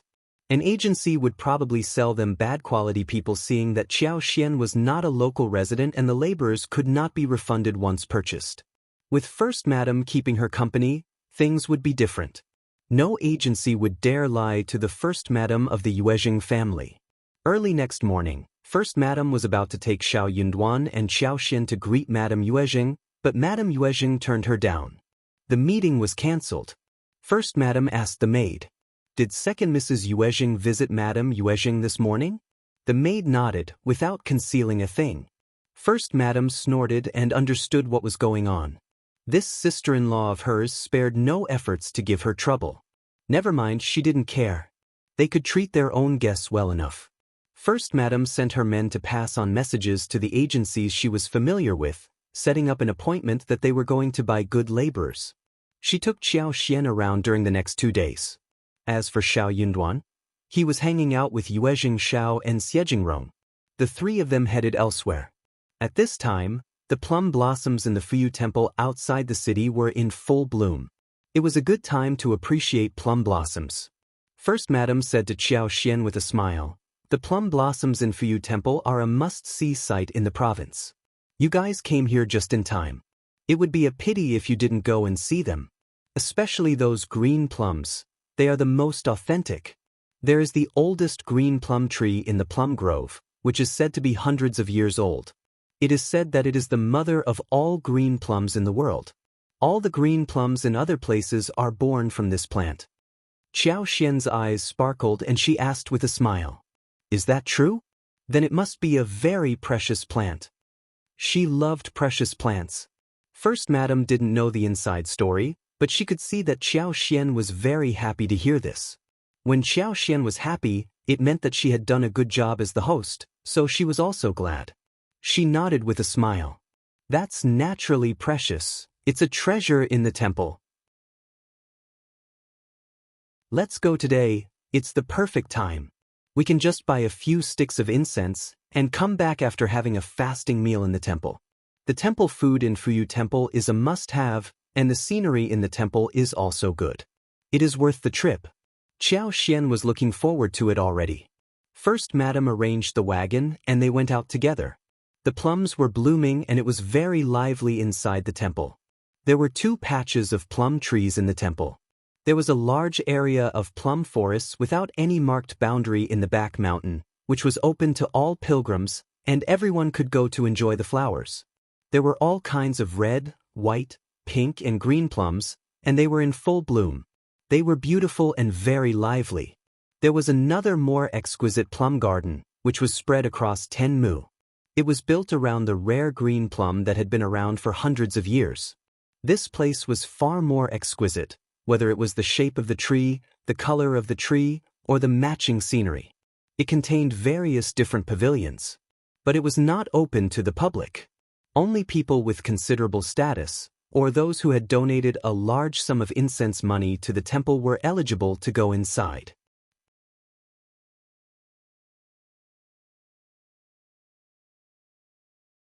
Chapter 5:12. Ancient green plum. Some scholars were also allowed in who gathered there to brew tea, make poetry, and do paintings. The place where the first Madame took Xiao Xian to was this small plum garden. The large patch of plum is more lively, located in the back mountains. "Let's walk around here and then head to the back mountain." Xiao Xian nodded with a smile. The plum garden was in a very beautiful location. The trees were full of flowers and branches were full of plum blossoms. The clouds were misty and seemed to have descended to earth, which created a wonderful scene. First Madame had not appreciated flowers for years. This year also, she had almost missed the chance to see the plums. So, when she saw the scene, she became very emotional at this time. But for Xiao Xian, who healed her husband, she would not have the time to visit this place full of beautiful flowers in her entire life. As she thought about this, she threw an even more gentle look at Xiao Xian. First Madame led Xiao Xian to look at the flowers, as they headed towards the ancient green plum tree. When the tree appeared in front of her eyes, Xiao Xian's eyes turned bright. She felt that the whole scene turned so clear. So, the space wanted it as well. The ancient green plum was very thick, and the dark branches were vigorous and simple, revealing the vicissitudes of time. But the tree was full of vitality and blooming flowers. They could smell the wonderful scent even from far away. The plum blossom stamens were really dark, and the color gradually became lighter when it spread outwards. When it reached the end of the petals, it turned very pale.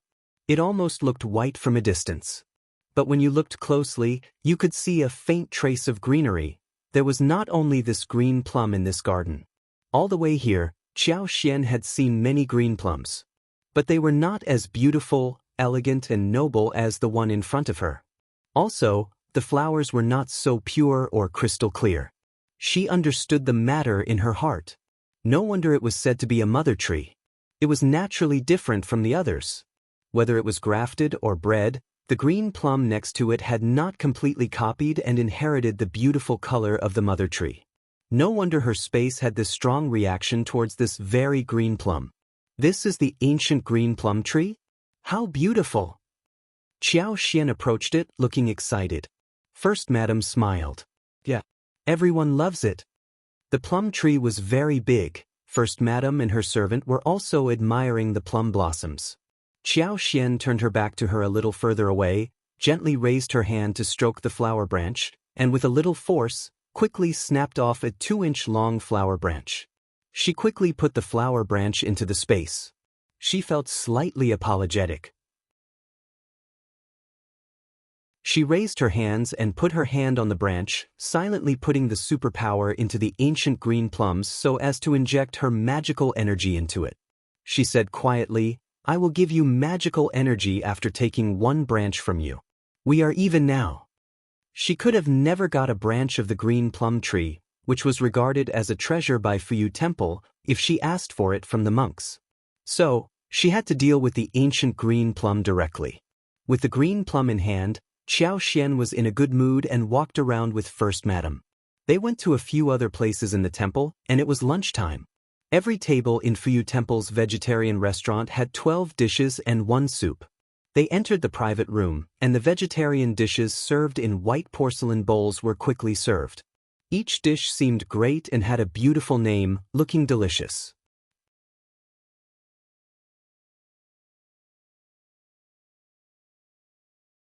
Chapter 5:13. Your moralities. For example, Chinese cabbage with mushrooms and bamboo shoots were called double winter and white snow. Tofu soup was called cloud and wall. Vegetables, winter bamboo shoots, mushrooms, tofu and gluten were carefully cooked together, and the taste was as delicious as that of meat dishes. Later, Xiao Xian learned that the vegetarian banquet cost 100 liang for one table, since they were such precious dishes. In the afternoon, First Madam kept Xiao Xian company to pay a visit to the plum forest in the back mountains, where the flowers were growing freely. There were many visitors there and they were all chatting, which was a starkly different scene compared to that from the quiet, small, plum garden. The two of them had a good time and were very happy when they went home. First Madam smiled. Let's go shopping tomorrow. It is getting very warm and there are many new garments and ornaments as well as cosmetics in the market these days. You are young and you should dress up well. I am sure that we will get some suitable ones for you to wear even at home. Every woman loved to go shopping. Also, it was much more convenient to have someone like First Madam with her. Xiao Xian smiled brightly. Satisfied, First Madam smiled again. Just tell me whenever you spot something great. I am willing to buy everything for you. Xiao Xian smiled. I will definitely tell you. First Madam laughed. Great. The two of them returned to the mansion and heard the message from Yuezheng Xiao that they were not coming back for dinner. First Madam did not care. She asked the kitchen to get some small dishes prepared since only she and Xiao Xian would be there for dinner. But before dinner, Ms. Mi Jr. and Yuezheng Ting showed up. Elder sister-in-law. Hey, elder aunt. Both of them greeted First Madam but ignored Xiao Xian, who was sitting next to her. They did not even want to have a look at her. Ms. Mi Jr. passed an invitation to the First Madam. This is Madam Jia's invitation, asking us to attend a flower feast in a couple of days. Madam Jia and we are in a good relationship. I am sure that you won't turn her down for no reason, right? Elder sister-in-law? She finally glanced at Xiao Xian and smiled. Mrs. Xiao, you are in a good relationship with the elder sister-in-law, and I mentioned that to Madam Jia, who said that Mrs. Xiao could tag along too, so everyone could see what kind of excellent woman has befriended the elder sister-in-law. Also, Mrs. Xiao, you can meet some noble ladies from the province so you can build some more contacts, since you are a businesswoman, right? First Madam did not like what Ms. Mi Jr. said. She was looking down at Xiao Xian blatantly. She was about to say something, when Yuezheng Ting blinked and smiled as if she were totally innocent. Yeah, Mrs. Xiao, come and join us. Aunt Jia's invitation to you is nothing less than an honor, and you can go and open your horizons a little, right? Or are you afraid of going there? Ting. First Madam snapped at her. Do you have any moralities? Yuezheng Ting flushed. Elder Aunt, we are all a family and I am just being honest, saying things straightforwardly. Ms. Mi Jr. sneered too. Elder sister-in-law, why are you scolding Ting? Why is she wrong?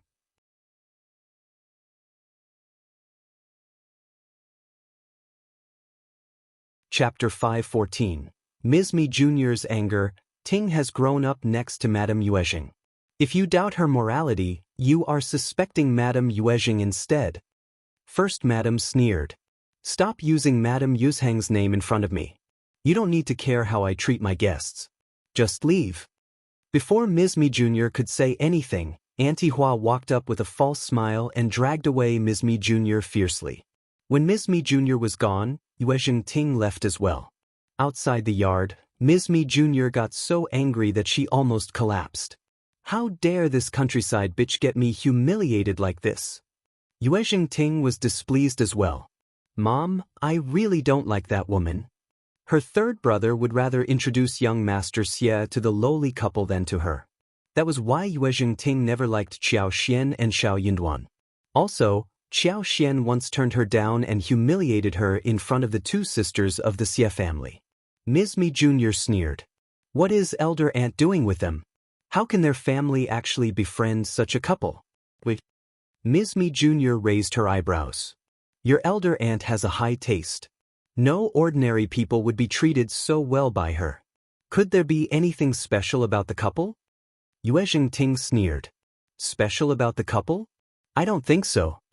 You don't know your elder aunt well. Ms. Mi Jr. said, she and third brother, as well as the whole first section of the family, treats them so specially. There has to be a reason for that. Where on earth are they from? I don't think I would not be able to find out their details. Ms. Mi Jr. had looked into Xiao Xian and Xiao Yunduan's backgrounds, but she gained nothing after looking through the villages in the neighborhood. Now, she suddenly realized that maybe they had lied about where they were actually from. But where were they from anyway? The more Ms. Mi Jr. thought about this, the more she believed that there was a secret behind this whole thing. Xian, don't take what they say in heart. They are not picking on you. They are picking on me. Ignore them. First Madam apologized to Xiao Xian in the room. Xiao Xian nodded and smiled reassuringly. I know that, Aunt. Ms. Mi Jr. had been sure that First Madam and her husband would not be back to the mansion, and that Old Master would probably die soon. But unexpectedly, Old Master recovered completely, and the couple went back to the mansion. Ms. Mi Jr. could not stand that anymore.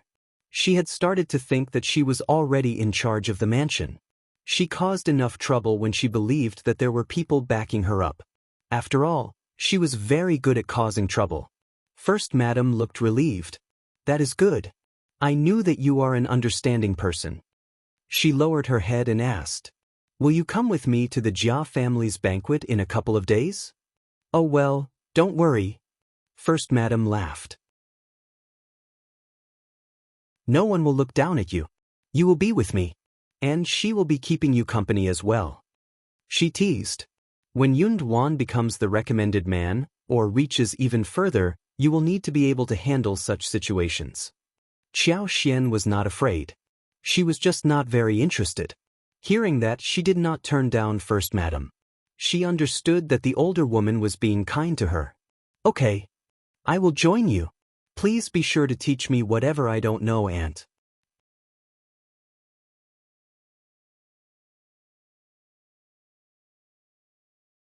Chapter 5:15. Unfriendly guest, that is no problem.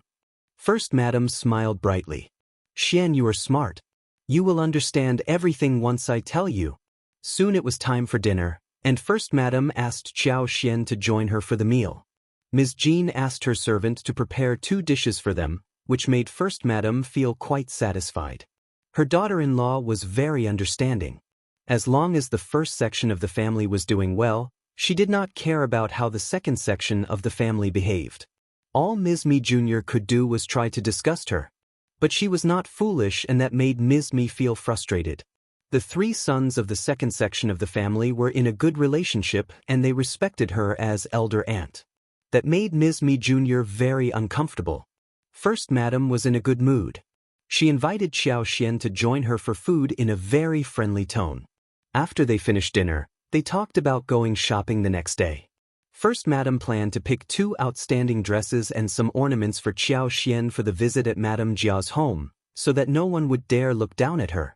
By the time they were almost done chatting, Yuezheng Xiao and Xiao Yunduan came over. Xiao Yunduan was here to pick up Xiao Xian and go back to their guest house. First Madam smiled brightly and asked Xiao Xian to join her for breakfast before going out together the next morning. Then she let her go with Xiao Yunduan. The couple was in a good relationship. First Madam smiled and said that if she had a daughter, she would like to marry her to someone like Xiao Yunduan. He was devoted, low-profiled and moral without showing any arrogance. Moreover, he cared about his wife too. It was still not very dark, and the afterglow was shining bright in the west. The couple chatted and walked towards the guest house. Xiao Xian told Xiao Yunduan about what they had seen at Fuyu Temple during the day. Xiao Yunduan listened to her carefully, responding to her every now and then with gentleness. He was glad as long as she was happy. Suddenly, they saw Yuezheng Ting waving at them not very far away. "Hello, Mrs. Xiao." Xiao Xian's face stiffened. Xiao Yunduan frowned slightly. The second miss of the Yuezheng family doesn't seem to be here without purpose. Xiao Xian chuckled. There is always someone in the family who is troublesome. I am quite curious about what she wants from me. Soon, Yuezheng Ting and Jiang came to them. Greetings, what a coincidence. Xiao Xian said calmly, we are heading back to the guest house. What can I do for you, second miss? No, it is just that I would like to have a small chat with you. Yuezheng Ting smiled. I am not picking on you. I am just a straightforward person. Don't be mad at me. Xiao Yunduan's eyes sank. He knew that she was up to no good. He wondered what she wanted to do to his wife. Xiao Yunduan again told himself that he was going to become successful in his career so that no one would dare look down on his wife. Xiao Xian smiled. It is fine, second Mississippi. I don't mind. I knew you were generous. Yuezheng Ting smiled happily. That's why I would like to be your friend. Where is your home? I will come and visit you someday. Both Xiao Xian and Xiao Yunduan were taken aback. Why was the second miss of the Yuezheng family suddenly curious about where they were from? They were not going to reveal the truth. They did not intend to lead the enemy home. Now they were sure that this second miss was going to bring trouble to them.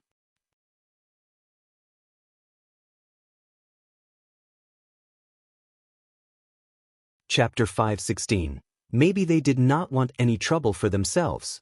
Just a place in the outskirts area, it's the countryside, not good enough for you to visit, second Mississippi. You shouldn't bother to visit the place. The more Xiao Xian tried to turn her down, the more excited Yuezheng Ting became. She smiled. It is okay. My third brother visits the place often, right? I won't find it too bad either. Mrs. Xiao, just tell me where it is. It is not a secret, is it? Xiao Xian and Xiao Yunduan. This blunt girl just did not know how to talk. Seeing that she could not dodge the question, Xiao Xian said with a forced voice, my home is in Shihe town of Li County. Yuezheng Ting bore that in mind, but did not seem very happy. Shihe town of Li County? But I don't think that was what you told me last time. Xiao Xian blinked her eyes and showed an embarrassed smile. Li County is located in the outskirts of the province. Sorry for not making it clear. It is not a big deal though, is it? Yuezheng Ting had no way to counter her. That seemed to make sense. Anyway, I got it now. I will come and visit you with my mom now. Bye. Yuezheng Ting left with Jiang quickly. Xiao Yunduan asked her. So, she is here to ask us this? Xiao Xian chuckled. Not sure. She can find her answer in Li County. The couple exchanged a look and laughed.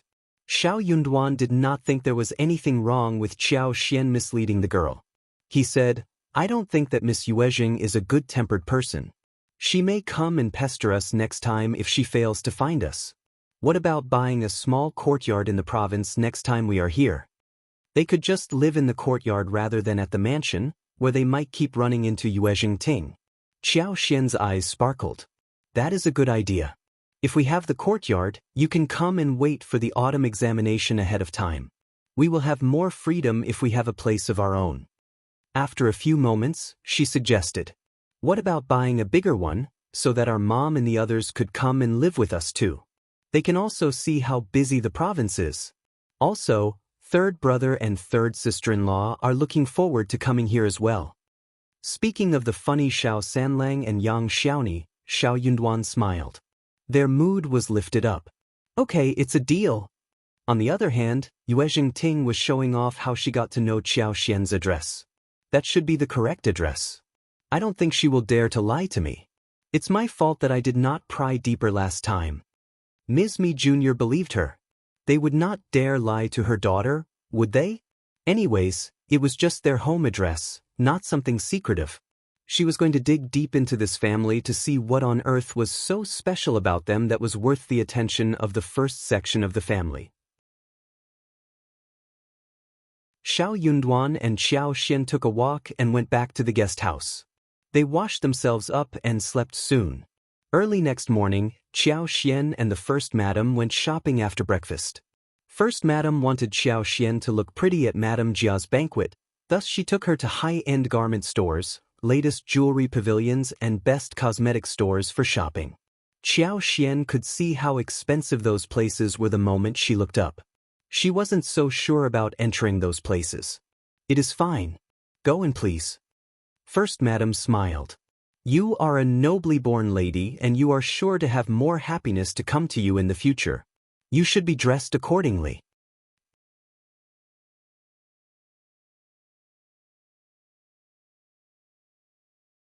Chapter 5:17. For planting. Xiao Xian smiled. Aunt, everyone knows that I am a businesswoman from the countryside. These kinds of clothes don't fit my identity. As for prosperity and happiness, I don't need to be impatient. There will always be a chance in the future. First Madam stiffened. Xiao Xian smiled. Aunt, I am not in a hurry. There will be one day when I have glory. First Madam soon understood her meaning. Ms. Mi Jr. was surely going to disclose Xiao Xian's identity and add fuel to the fire.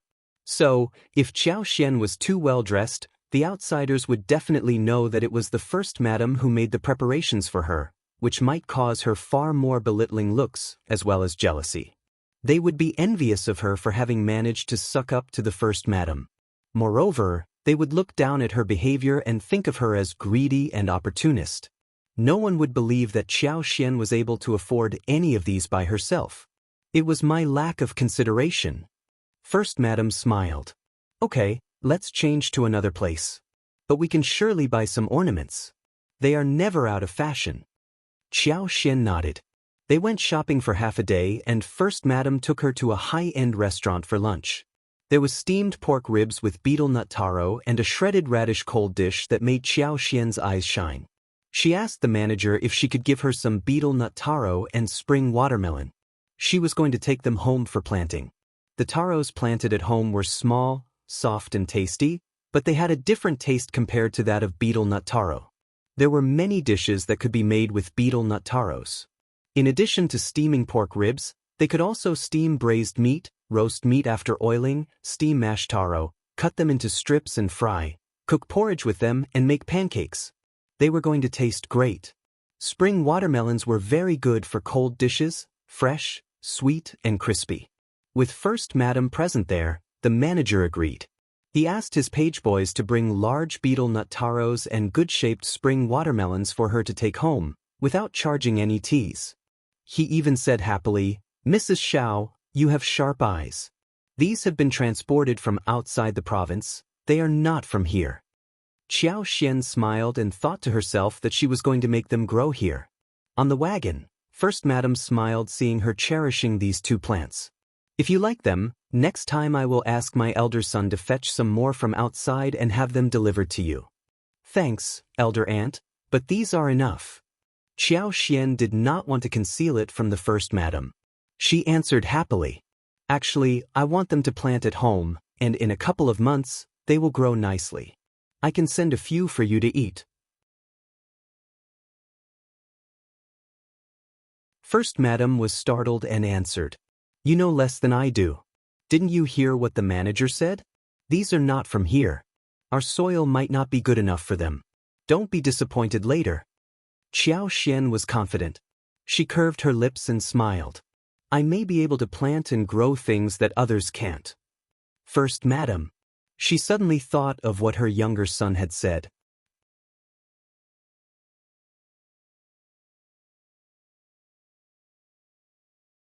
Chapter 5:18.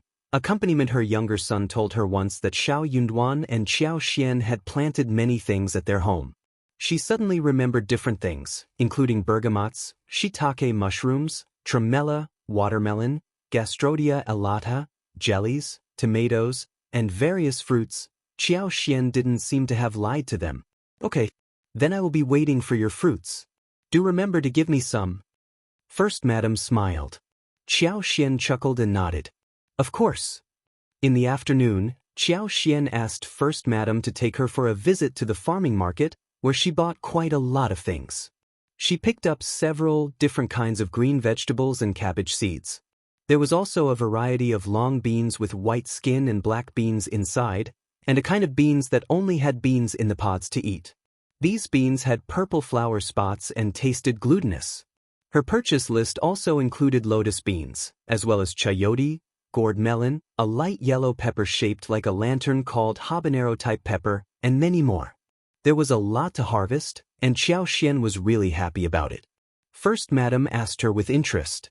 If you are so good at planting things, your brother Hong knows a lot of people across the country, so he can gather seeds for you periodically. If you can make these plants grow successfully, I will be able to taste different things too. Qiao Xian smiled. Honestly, Aunt, that is exactly what I have been thinking. I have asked my third brother to look for them for me. First Madam laughed. That is fantastic. The two of them looked at each other in a good mood. The following day, they were supposed to buy the laborers. Xiao Yunduan and Yuezheng Xiao came along for this errand. First Madam was one of the most promising leading madams in the province, and was well respected. But she had been almost forgotten after she withdrew from the society to take care of the old master. Now that she was back, the moment she returned to the mansion, she was able to take control of the whole mansion. Only a few days had passed, and everyone in the upper class of the society knew about this development instantly. Agencies were engaged in dealing with noble ladies, so they got the news very fast. No one would dare to play any tricks if someone went to buy the laborers with First Madam. They did not try to lie to Qiao Xian and Xiao Yunduan, and introduced the most suitable ones to them. Otherwise, people who just gained some wealth but had no idea about the market like Qiao Xian and Xiao Yunduan, the agents would definitely try to fool them. They would quote high prices and sell them terrible laborers. Even if Xiao Yunduan and Xiao Xian were clever, they could be tricked in this aspect since it was new to them. But now that would not happen. Qiao Xian planned to buy a few dozen people to reside at the Zhang village to sort out the tea and the garden of the creeping figs. The agent happened to have 3 families of farmers who had arrived from another town. She introduced them to Qiao Xian passionately. They are down-to-earth people who are good at farming and diligent too. They are from 3 different places and can be supervised easily. Qiao Xian believed that with First Madam around, the agent would not play tricks on them. Since the agent said so, she decided to inquire more about them. She smiled. Why so? The agent laughed and started to explain to Qiao Xian.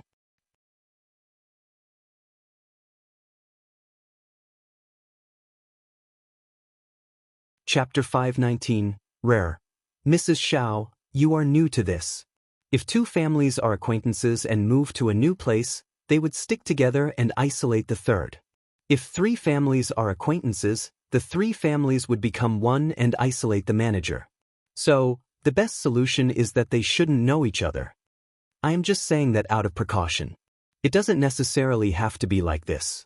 What we need to do is to be careful. That made Qiao Xian and Xiao Yunduan less confused. That is a valid point. Qiao Xian smiled. You're right. We better be careful. But for what you said, we would not have thought about this before. Qiao Xian thanked her constantly. You are welcome, Mrs. Xiao. The agent cheered inwardly. She could not help but develop a good feeling towards the couple. She had been in this business for more than 30 years, she was very experienced, and could see through the world easily. Generally speaking, people who became rich from ordinary or poor families had the biggest self-esteem and inferiority complex. They just did not listen to other people's suggestions, and always felt that others were laughing at them in their hearts. They would not ask for suggestions or be grateful like the woman in front of her.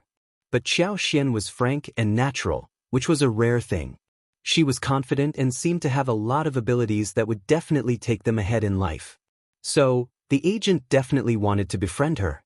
Finally, they bought 18 laborers as well as 6 maids.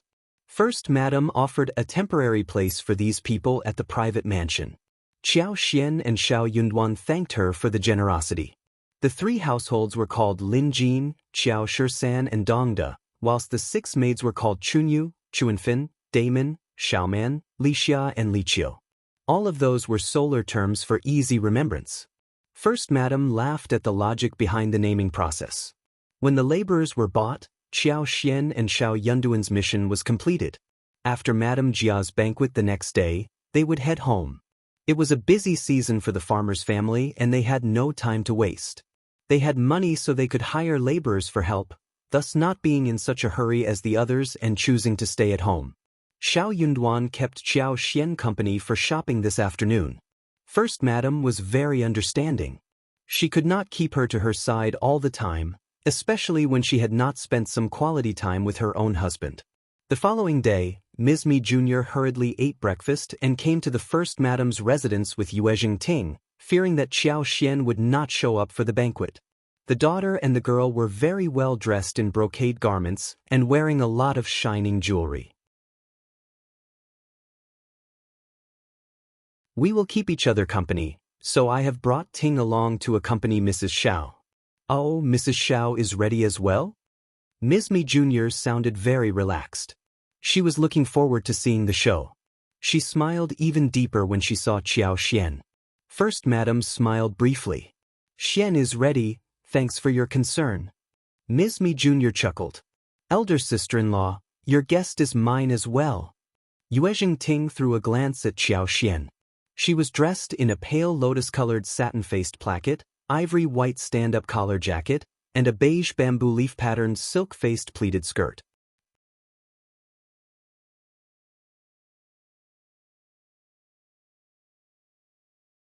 Chapter 520. Sidekick. Apart from a crystal-clear jasper hairpin studded with pearls the size of a finger, there were a few silver hairpins and silk flowers on the bun, completely different from how Yuezheng Ting and her mother were dressed.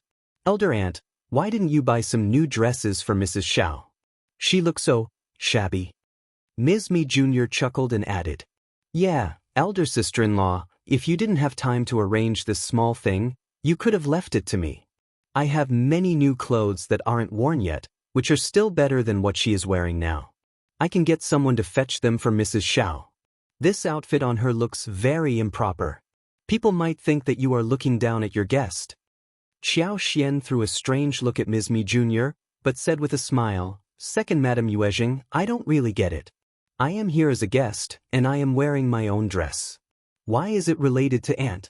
I am not part of the Yuezheng family. Was she trying to make her into a laughingstock? Sorry, that would not work. We are from the countryside, and this is how we are dressed. Aunt gave a jade hairpin to me, but I still think it is too much. I am sure that Madame Jia knows where I am from, and if she looks down at me, she should not have sent me the invitation. Isn't that right? Xiao Xian heard from the First Madame that Madame Jia was Ms. Mi Jr.'s good friend. So, Ms. Mi Jr. should have said a lot of things to Madame Jia who would help Ms. Mi Jr. in every aspect. Therefore, Ms. Mi Jr. must have told Madame Jia everything about her. If Xiao Xian was dressed fitting her status, then she could counter anyone who laughed at her, and First Madame would help her as well. But if she was dressed above her status, she might become a laughingstock. Ms. Mi Jr. felt somehow uncomfortable, as if her secret had been seen through, so she felt annoyed due to shame. Madame Jia doesn't look down at you. But you are the guest I bring to the banquet, so you can always be dressed beautifully. Yuezheng Ting said straightforwardly, Mrs. Xiao, my mom is being kind-hearted. After all, you barely will get a chance to attend any banquet in the future, so you should cherish this occasion. First Madam frowned and threw Yuezheng Ting a displeased look. It seemed that this niece of hers had been completely ruined by her mother. This sister-in-law had ruined 2 of her daughters. How excellent she had been at raising a child. No need. Xiao Xian ignored her provocation and showed a brief smile. I am fine like this. Just save your breath. First Madam said coldly, Xian is the guest and she should have the final say. I like how she is dressed. Very proper. Ms. Mi Jr. sneered. Okay then, you have the say, elder sister-in-law. She sized up Xiao Xian secretly, thinking that Xiao Xian must be feeling unconvinced. She was a countryside person and she never had the qualification to attend any noble banquets in the province. It was such a rare opportunity. She would definitely have liked to dress up well and show up in glory. Every woman loved beautiful clothes and jewelry. Anyway, Ms. Mi Jr. snorted coldly. She believed that Xiao Xian would hate the elder sister-in-law for what she got now. It was a fun thing to watch.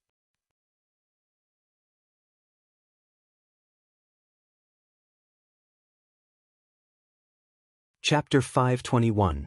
Lipsticks. The 4 of them walked out together, accompanied by young and old maids, filling up 2 wagons. Many guests had already arrived by the time they reached the Jia family. First Madam had been to many banquets and feasts since she returned to the mansion during the New Year, but she had not visited this place. It was also her first since her return. Madame Jia paid a great deal of attention to her arrival, especially coming to the door to greet them. They were all in a happy mood. First Madam introduced Xiao Xian formally to Madame Jia and the others. Xian and I hit it off instantly, and we have become good friends. I invited her to my mansion as a guest. Since you sent the invitation to me, I brought her along with me. She doesn't know much about the rules in the families in the province, so you should not laugh at her. Everyone smiled and said that they would not. Soon the guests settled down, and it was very lively in the hall. Young ladies and madams were gathered together and taking a walk in the garden. The ladies from the Jia family interacted with Xiao Xian with a smile, for the sake of First Madam.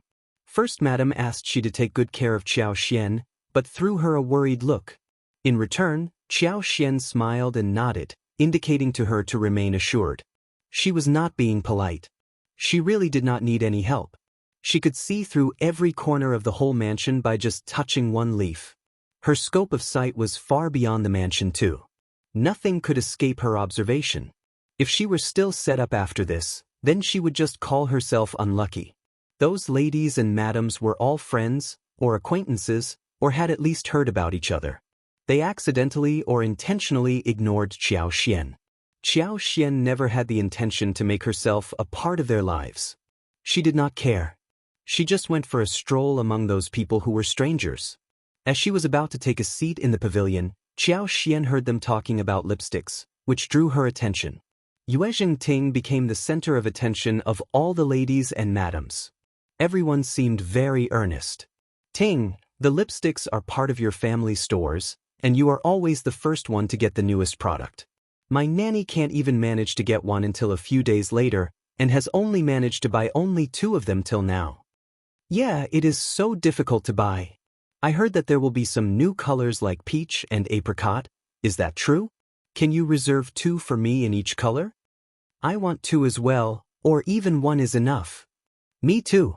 My cousins in Jianzhou love them, and they keep asking me to buy some. Ting, why not tell third brother that he can just sell the products to us, not to others? We can pay the same as others will. In fact, I can buy everything from his store.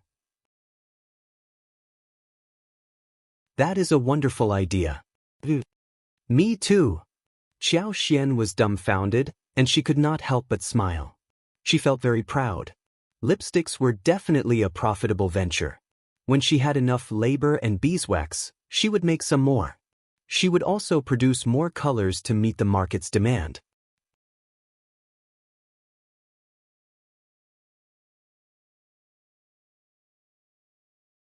Chapter 522. Limited version. Yuezheng Ting felt both furious and proud, seeing the jealous eyes.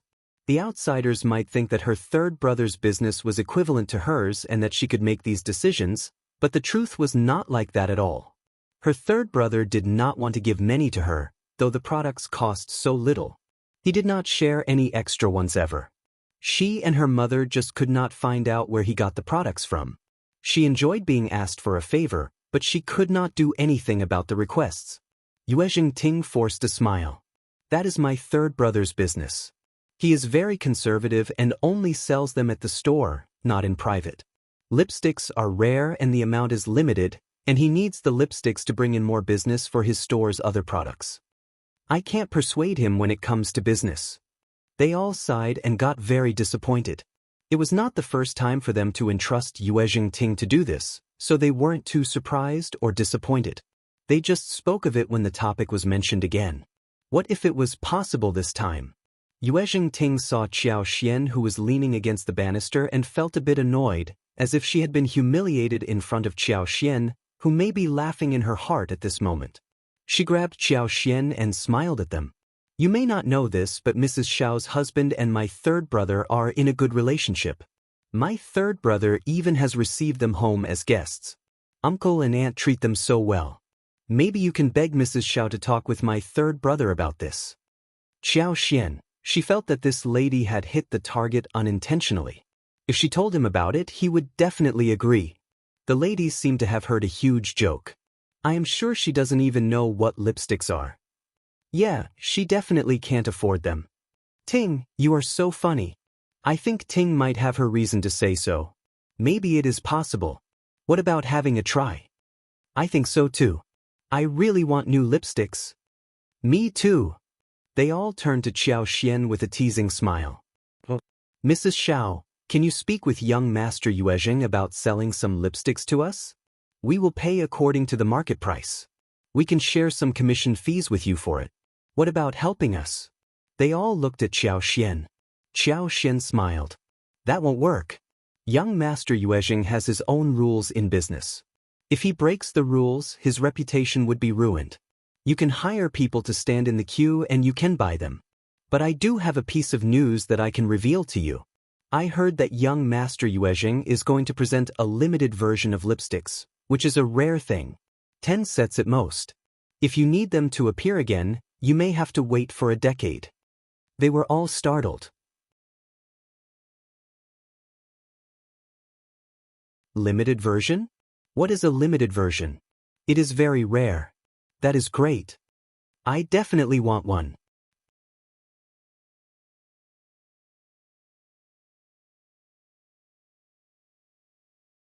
Chapter 523, Desire, Me Too. So, only 10 sets of the limited version? That is so less. Yeah, it must be so difficult to buy one set. But why limited? Mrs. Xiao, can you tell us more? Yuezheng Ting's face changed. She intended to bring Qiao Xian out to draw others' attention so they could ignore her and sneer at Qiao Xian instead, rather than let her be in the spotlight. But she attracted everyone's attention for real. That was not the plan. Also, Yuezheng Ting did not believe what Qiao Xian said. What limited version? Why only 10 sets? She was an outsider, how could she know so much? Mrs. Xiao is joking with us. Yuezheng Ting glanced at Qiao Xian and smiled. Stop it, Mrs. Xiao, you can't joke about business. Qiao Xian was not going to follow Yuezheng Ting's plan. She needed to promote the limited version. The more she promoted it, the more it would be discussed, and there would be more people who would want to buy it.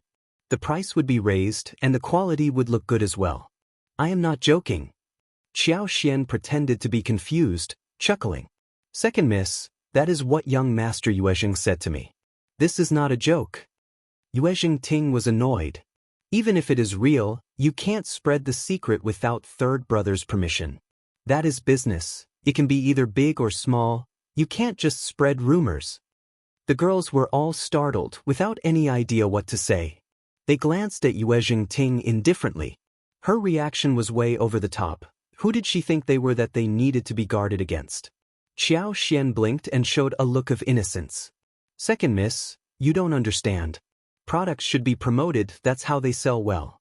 I can promise that young Master Yuezheng did not ask me to keep it a secret. Yuezheng Ting sneered furiously. I don't even know about this, but you do? What can you promise yourself with? If you don't believe me, you can ask young Master Yuezheng about this. He said that not everyone will be able to afford the limited version. It is high-end, first class, and has only 10 sets, very special and rare. He is going to promote it so everyone will know about it. Those who can't afford it would be jealous of those who can afford that. Why would he want to keep it a secret? Also, who does he think that he will sell the limited version to if he keeps it as a secret? It would cost 3,000 or 4,000 liang for one limited version of lipsticks, as I heard. She had made the price higher, so that when people learned the real price, they would find it much easier to accept it and even feel that they had taken some advantage of it. What? 3,000 to 4,000 liang? Oh my, did I hear it wrong? Mrs. Xiao, you must have heard it wrong. Seeing Yuezheng Ting obviously looking displeased, they did not dare to ask anything more, especially since Yuezheng Ting kept stopping Qiao Xian from sharing more details. But now everyone was very curious about the price. They needed to know it clearly so that they could satisfy their need to know. Yuezheng Ting herself was surprised as well. She was about to deny it when she realized that Qiao Xian would not be stupid enough to make such an exaggerated joke, thus stopping herself.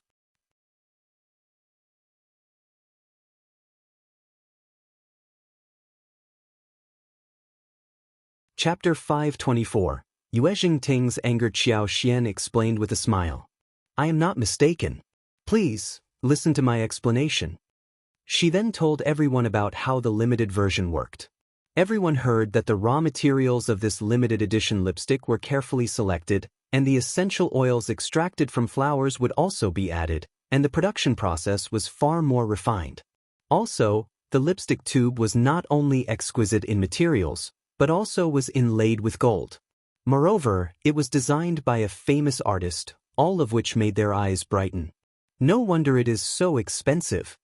Yeah, the tube is costly too. There are essential oils in it. That is very rare too. 12 beauty series, I really want a set so much. Me too. But I can't afford it. My mom won't buy one for me. I would like to have one for my dowry.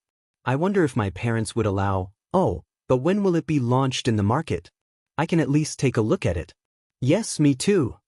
Everyone started to talk about it and expectantly turned to Qiao Xian. Yuezheng Ting clenched her teeth and was furious inside her heart. Ms. Qiao would not know everything, right? But Qiao Xian did know because Yuezheng Xiao was going to give her the first batch of tubes next month for this limited version. So, a month after that, she would be able to finish making them. 10 sets in total, with 5 sold separately, and the other 5 sets sold with 3 at one stage. Those who were willing to buy the new set next season could make reservations. So she smiled and answered. In a couple of months, rather within 2 months, it should be in the market. Then, you can all go and have a look at it. That's great. We will definitely be there, and we are going to buy 2 ordinary ones too. Me too. Those are wonderful things for me to take a look at. We may not be able to see them next time. Yeah. The group was chit-chatting, and people could not help but ask Qiao Xian if she could tell young Master Yuezheng to make some lipsticks that were not so expensive, but the quantity was limited. It didn't matter if the price was higher than the normal, but the workmanship should also be exquisite, and it was best to add some essential oils as well. Qiao Xian, low-class limited version? That could work, but not right now. They needed to first sell the limited version of high quality, and maybe then, they could make something else. The luxurious version had not been launched in the market, and hence, the low-class limited version should not appear so soon. Well, young Master Yuezheng is in this business. You can all send your suggestions to the manager and the sales boys at the store. They would surely pass them on to young Master Yuezheng. They all laughed. Okay, that sounds right. I will do that.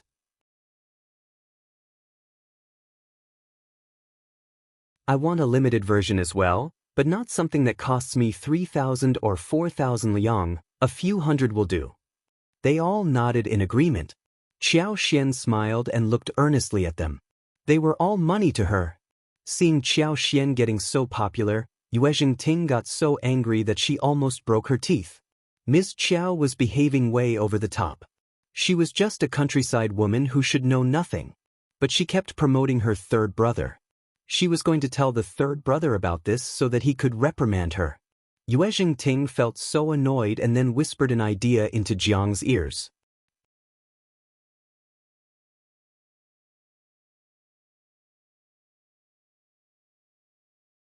Chapter 525. Bad Intention. Jiang nodded and left in a hurry. Soon a maid came to serve Qiao Xian the tea, and before she was able to pass it on, she went to accept the tray with a smile and said, "Thanks for bringing it to me, one will take it over from here." The maid was startled and the tray was in Zai's hands smoothly. She threw a subconscious look at Yuezheng Ting, forced a smile and left it. That made Yuezheng Ting feel even more annoyed. It was still a bit cold at this time of the year, and they had been out for a long while. Soon it was time for lunch, and the two ladies of the Jia family made an announcement. Everyone got up and went back to the hall. After lunch, they watched the play and they would be going home after that. Seeing Qiao Xian coming back safe and sound, First Madam let out a sigh of relief, whispering to Qiao Xian holding her hands. "Everything all right?" Qiao Xian smiled and said, "Don't worry, everything is fine. If something happens, do tell me about it. Don't put yourself in a distressing situation." Qiao Xian felt her heart turning warm. "One won't. She was with me. You can ask her." She chuckled. "First Madam, Mrs. Xiao was great. I will tell you what happened. You will admire her too after that." Qiao Xian chuckled. She was just promoting her own lipsticks. That did make her feel good. "That is wonderful. I can't wait to go back and hear about it." First Madam looked very curious. Soon the banquet started, and Madame Jia asked them to be seated at the table. There were 2 tables in total, with 8 people at each. The elderly madams were in the main hall whilst the younger ones were in the wing hall. Qiao Xian came in with Yuezheng Ting, but she did not feel like sitting with her. She was worried that the girl was up to something. Had it not been for she stopping it, the tea would have spilled all over her, back at the pavilion. So, Qiao Xian kept herself away from Yuezheng Ting. But she was still framed, eventually. The maid serving the soup spilled it on Lady Min, who was seated next to Qiao Xian. She immediately kneeled down and begged for forgiveness, saying that it was Qiao Xian who hit her so she spilled the soup. Lady Min snapped at Qiao Xian. "You know how much my dress costs? 80 liang. Can you afford it? It is made from a new material and you ruined it." Everyone looked at each other, uttering no sound. After all, they did not care since they were not involved. No one wanted trouble for themselves. Unless it was Qiao Xian's friends who would defend her. But Qiao Xian had no friend and Lady Min was apparently a more promising contact to stick to for future use. Therefore, they had picked their favored side. Those who were Yuezheng Ting's good friends were very happy to see how the show went. She was so angry. "Lady Min, I saw that Mrs. Xiao, she..." Qiao Xian stopped her and turned to Lady Min. "You are sure it was me?" Lady Min sneered. "The maid won't make a mistake, would she?" Qiao Xian smiled. "Yeah, maids at the Jia family are well trained. So, I don't think that they would make a mistake." The 2 ladies of the Jia family suddenly felt embarrassed. Many ladies turned to them curiously as well. The maid should admit the fault even if it was not her. After all, she was a maid. So, either she was looking down at Qiao Xian, or just trying to get herself out of the trouble. A maid who should not blame guests so casually.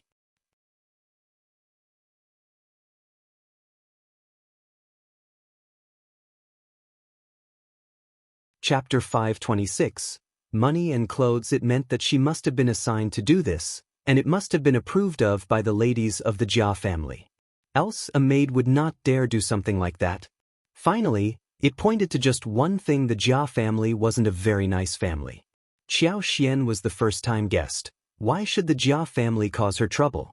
Also, if a maid dares to do this, it was because her mistress wasn't nice. Totally immoral and uneducated. The 2 ladies of the Jia family glanced at Yuezheng Ting and regretted it. It was Yuezheng Ting who had begged them and promised them something so they could arrange Qiao Xian to sit next to Lady Min, who was narrow-minded and cared about her appearance. She wanted to set up Qiao Xian. She did manage to set up Qiao Xian, But Xiao Xian got the Jia family involved in this as well. Xiao Xian added, "Since you are sure that it was me who did this, then Lady Min, I am sorry and I can pay you 100 liang for this dress, all right?" Lady Min was startled and snorted. "Pay me then." She could not help but burst with joy. 100 liang. She only had a monthly pocket money of 3 liang, and she barely had any extra money to spend. This amount was going to keep her rich for a long while. But Xiao Xian added politely, "Then my 100 liang should be able to buy out this dress, right? Lady Min should never be allowed to have this dress any longer, no? Too bad that it can't be washed by you. I can take it home and wash it myself. Could you please give me the dress?" Haha. Haha. Most young ladies and madams laughed as they turned to Xiao Xian disdainfully. She was indeed a countryside woman who even wanted a dress someone else had worn before. How humiliating! Yuezheng Ting laughed too. She was glad to see the situation develop like this. If she recounted the story to the whole mansion, everyone was going to laugh at her. Her elder aunt had considered this kind of girl as someone important. Wasn't she afraid of getting humiliated? Lady Min snorted proudly. "Sure, pay me and the dress is yours. Take it as you want." Keep Lady Min company to get changed, and remember to give me the dress when she is done," Xiao Xian said and handed over 100 liang to Shi, saying calmly, "Then, I can ask aunt who makes this dress so expensive and worth so much money, so I can also buy 2 sets of garments to take them home for my sister-in-law." It was very quiet in the hall. Everyone was startled. Lady Min suddenly realized what was happening. She flushed as she turned to Xiao Xian, looking furious. Xiao Xian was still composed and looked at her calmly. She spent 100 liang buying the dress and she had all the rights to do anything she wanted with it. Everyone knew that Lady Min's dress was not worth 100 liang, or even 80 liang as she claimed.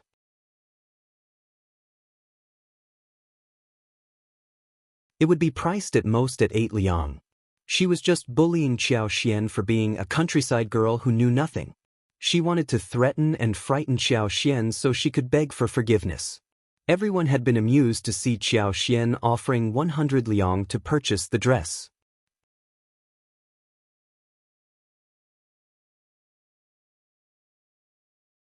Chapter 527. Trap. It turned out that the joke was on them. As long as Xiao Xian showed the dress to the first madam and told her that the dress was worth 80 liang and that she paid 100 liang for it, Lady Min would become famous for being greedy in the upper-class circle of the province. Moreover, the Min family would turn into a laughingstock. Lady Min was yet to be married, and no good family would want to have such a greedy and immoral person as their daughter-in-law. Everyone could not help but feel hair standing on the back. They could not help but feel fearful towards Xiao Xian. They started to believe that Mrs. Xiao was not a stupid or ignorant countryside woman, and reminded themselves to stay modest rather than judging people by their looks, or belittling people. They might get themselves into trouble by doing so. Look at Lady Min, who had set a perfect example for them. She had dug a trap for herself to jump in. How horrible! Lady Nian was so furious, but she could not do anything else except to stutter. "I'm not selling this dress anymore. My bad luck. Okay, I don't want your compensation, not anymore. That is not good. I never owe people anything, especially if such a dress is worth 80 liang. I will feel so bad. You are open-minded, but I can't take advantage of you. If you don't want to sell it to me, one will have to turn to the seniors to help me with the persuasion. So, please reconsider if you are selling it or not. Go and see if Aunt can join us for a while. I am sorry to trouble her." "Yes, Mrs. Xiao." She got so excited that she was about to hurry away. Lady Nian panicked. No, not now." Xiao Xian put on an even more sincere look. "She has to go there, you know. I never take advantage of people, especially because this dress is so expensive." Lady Nian shivered out of anger, turning to look at Yuezheng Ting. She could tell clearly that Yuezheng Ting disliked Xiao Xian. But Yuezheng Ting had been shocked by what Xiao Xian did, and her mind was in a mess. What was going on? She had never expected that Xiao Xian would dare to set up Lady Min. With one sentence, Lady Min was totally exposed.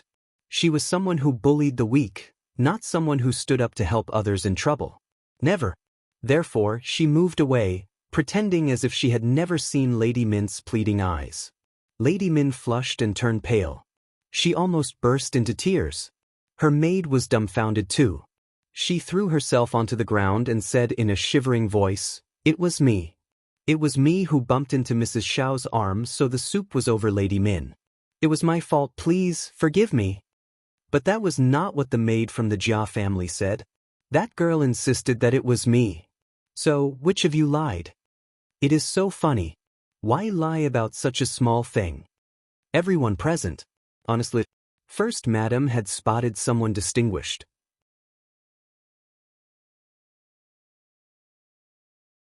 No wonder First Madam had always been outstanding in her abilities. The two ladies from the Jia family turned uncomfortable as well. One of them kept blaming Qiao Xian for being so nosy to have pointed them out, dragging them down. But they should have realized that they were not being polite towards Qiao Xian when they tried to set her up.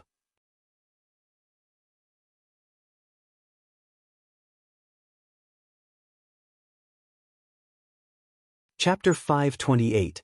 Satisfied in that case, Qiao Xian did not care about their reputation either. Reputation was not given, but earned.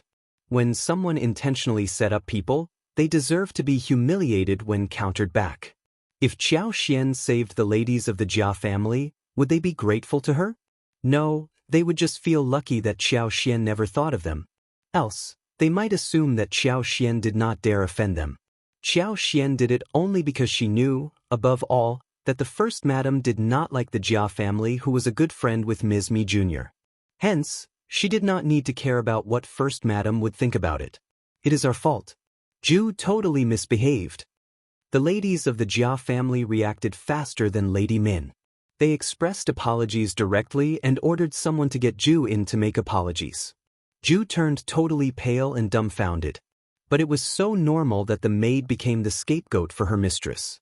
There was nothing she could do except to admit her mistake. She and Lady Mince maid admitted the mistake together. They bumped into Qiao Xian but did not dare to admit that in panic, thus accusing Mrs. Xiao of the wrongdoings. They received the mistress's punishment. Lady Min had not yet given an open punishment, but Ju was fined 2 months' salaries. They kept apologizing to Qiao Xian constantly.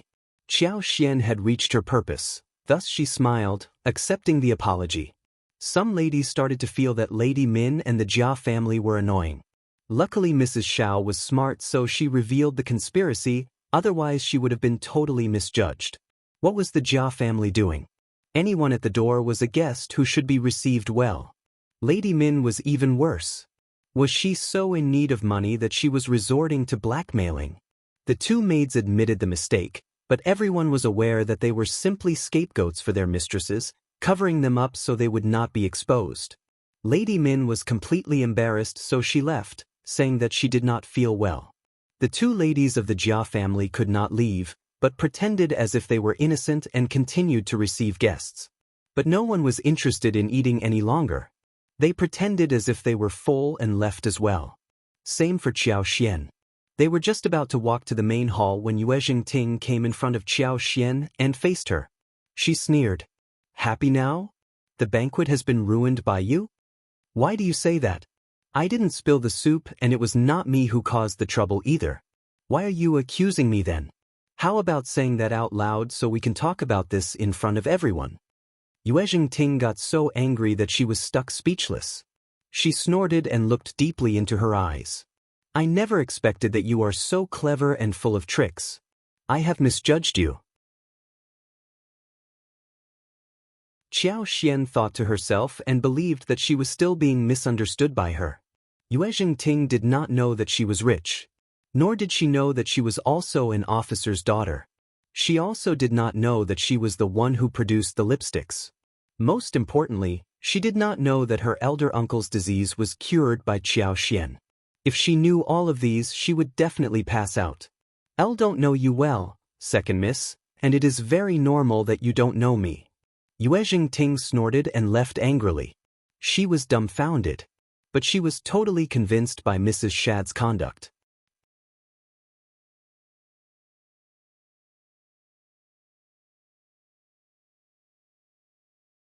Chapter 529. Reasonable. She thought to herself that no wonder First Madam liked this girl.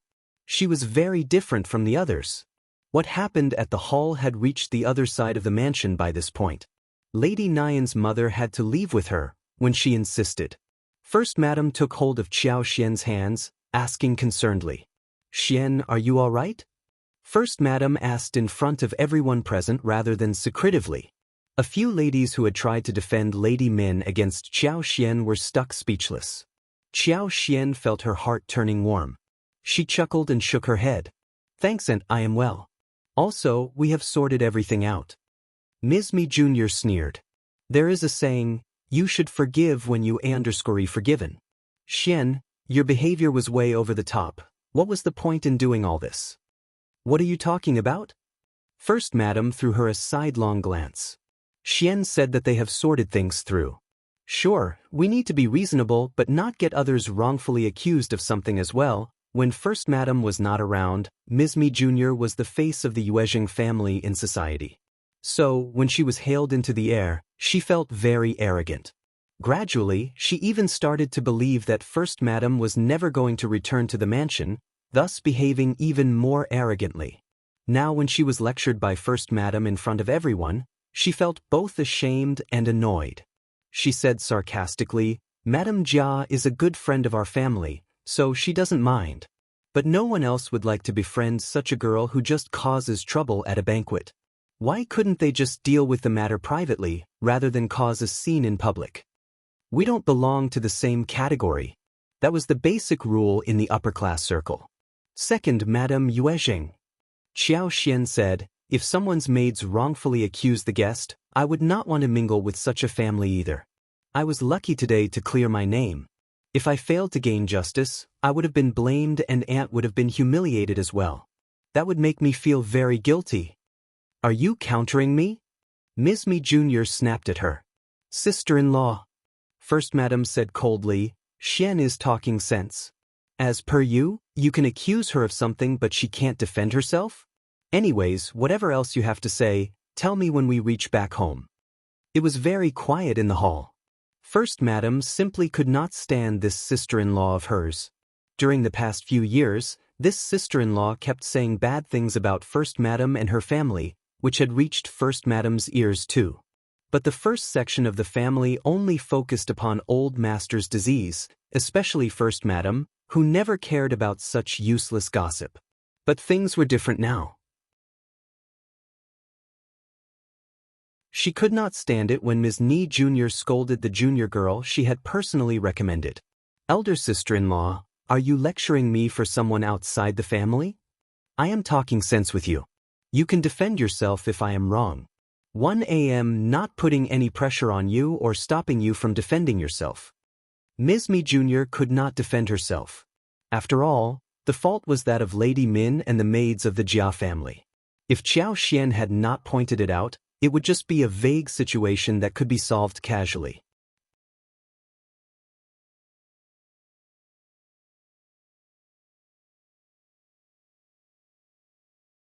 Chapter 530. Abilities. Unfortunately, the method in which she tried to cause trouble failed completely. Ms. Mi Jr. was jealous that Xiao Xian escaped and hence tried to lecture her as a senior. But Xiao Xian did allow that to happen and she was sheltered by the First Madam, so Ms. Mi Jr. kept running into bad luck. Madam Jia felt bitterness filling up her heart seeing Ms. Mi Jr. getting humiliated. She smiled and stepped forward. "It was the maid's fault, and also my fault for not teaching them well. Mrs. Xiao is innocent, and Ms. Mi Jr. was just being kind. It is my fault totally for causing this small problem. Oh yes, the play is on, let's go and watch the play." The other ladies let out a sigh of relief and nodded with a smile. First Madam threw a small look at Ms. Mi Jr. and said to Xiao Xian softly, "How about watching the play? If you want to leave for home, we can do that as well." First Madam had understood clearly what real affection was. Apart from some close friends and relatives, the others had turned to the second section of the family when they found that the first section of the family wasn't doing well. She had not thought about this before, but now she realized that this attitude made her feel emotional. Even if she was not friendly to them, so what? They had to suck up to her anyway. She was capable enough to be sucked up to. She was the first madam of the Yuezheng family, and they needed to be polite to her, not vice versa. Qiao Xian shook her head with a smile. It is okay, Aunt, let's watch the play. She did not do anything wrong. Why should she leave now? If they left now, Ms. Mi Jr. might take the chance and cause trouble. First Madam smiled. Okay, just tell me when you feel like leaving. No one dared to look down at Qiao Xian any longer and served her carefully. No one dared to offend someone who was so strong, especially in a circle like this. Qiao Xian was strong herself, and she was under the protection of the First Madam, so no one would dare to cause any trouble to her. Ms. Mi Jr. and Yuezheng Ting looked as if they were fine, but they felt so annoyed inwardly. They brought Qiao Xian here because they wanted to humiliate her in public so that First Madam could be humiliated too. But things turned out to be very different. On the contrary, Ms. Mi Jr. was lectured by the First Madam, which changed her image in front of the other madams and young ladies. Everyone understood who was the hostess of the Yuezheng family, and that the Second Madam simply had no sway in the mansion. It was a peaceful and lovely time watching the play in the afternoon. When the First Madam left with Qiao Xian, Ms. Mi Jr. and Yuezheng Ting refused to leave. They wanted to have a few words with the Madam of the Jia family. First Madam did not care and left with Qiao Xian first. On the wagon, she could not wait and asked Qiao Xian about what happened in detail. She laughed. First Madam, let me tell you the story. She added a lot of details and moves as she recounted the incident, amusing First Madam. Good. That was exactly what you should do. First Madam took Qiao Xian's hand and smiled. I'll treat you as my daughter, and if anyone dares to offend my daughter, they will have to think about the consequences. Qiao Xian felt warmth in her heart and chuckled. Thanks, Aunt. First Madam laughed and held her hand tightly. No need to thank me. You're tuning in to the Wandering Hero YouTube channel. Don't forget to subscribe and join us on this journey to catch the most captivating stories.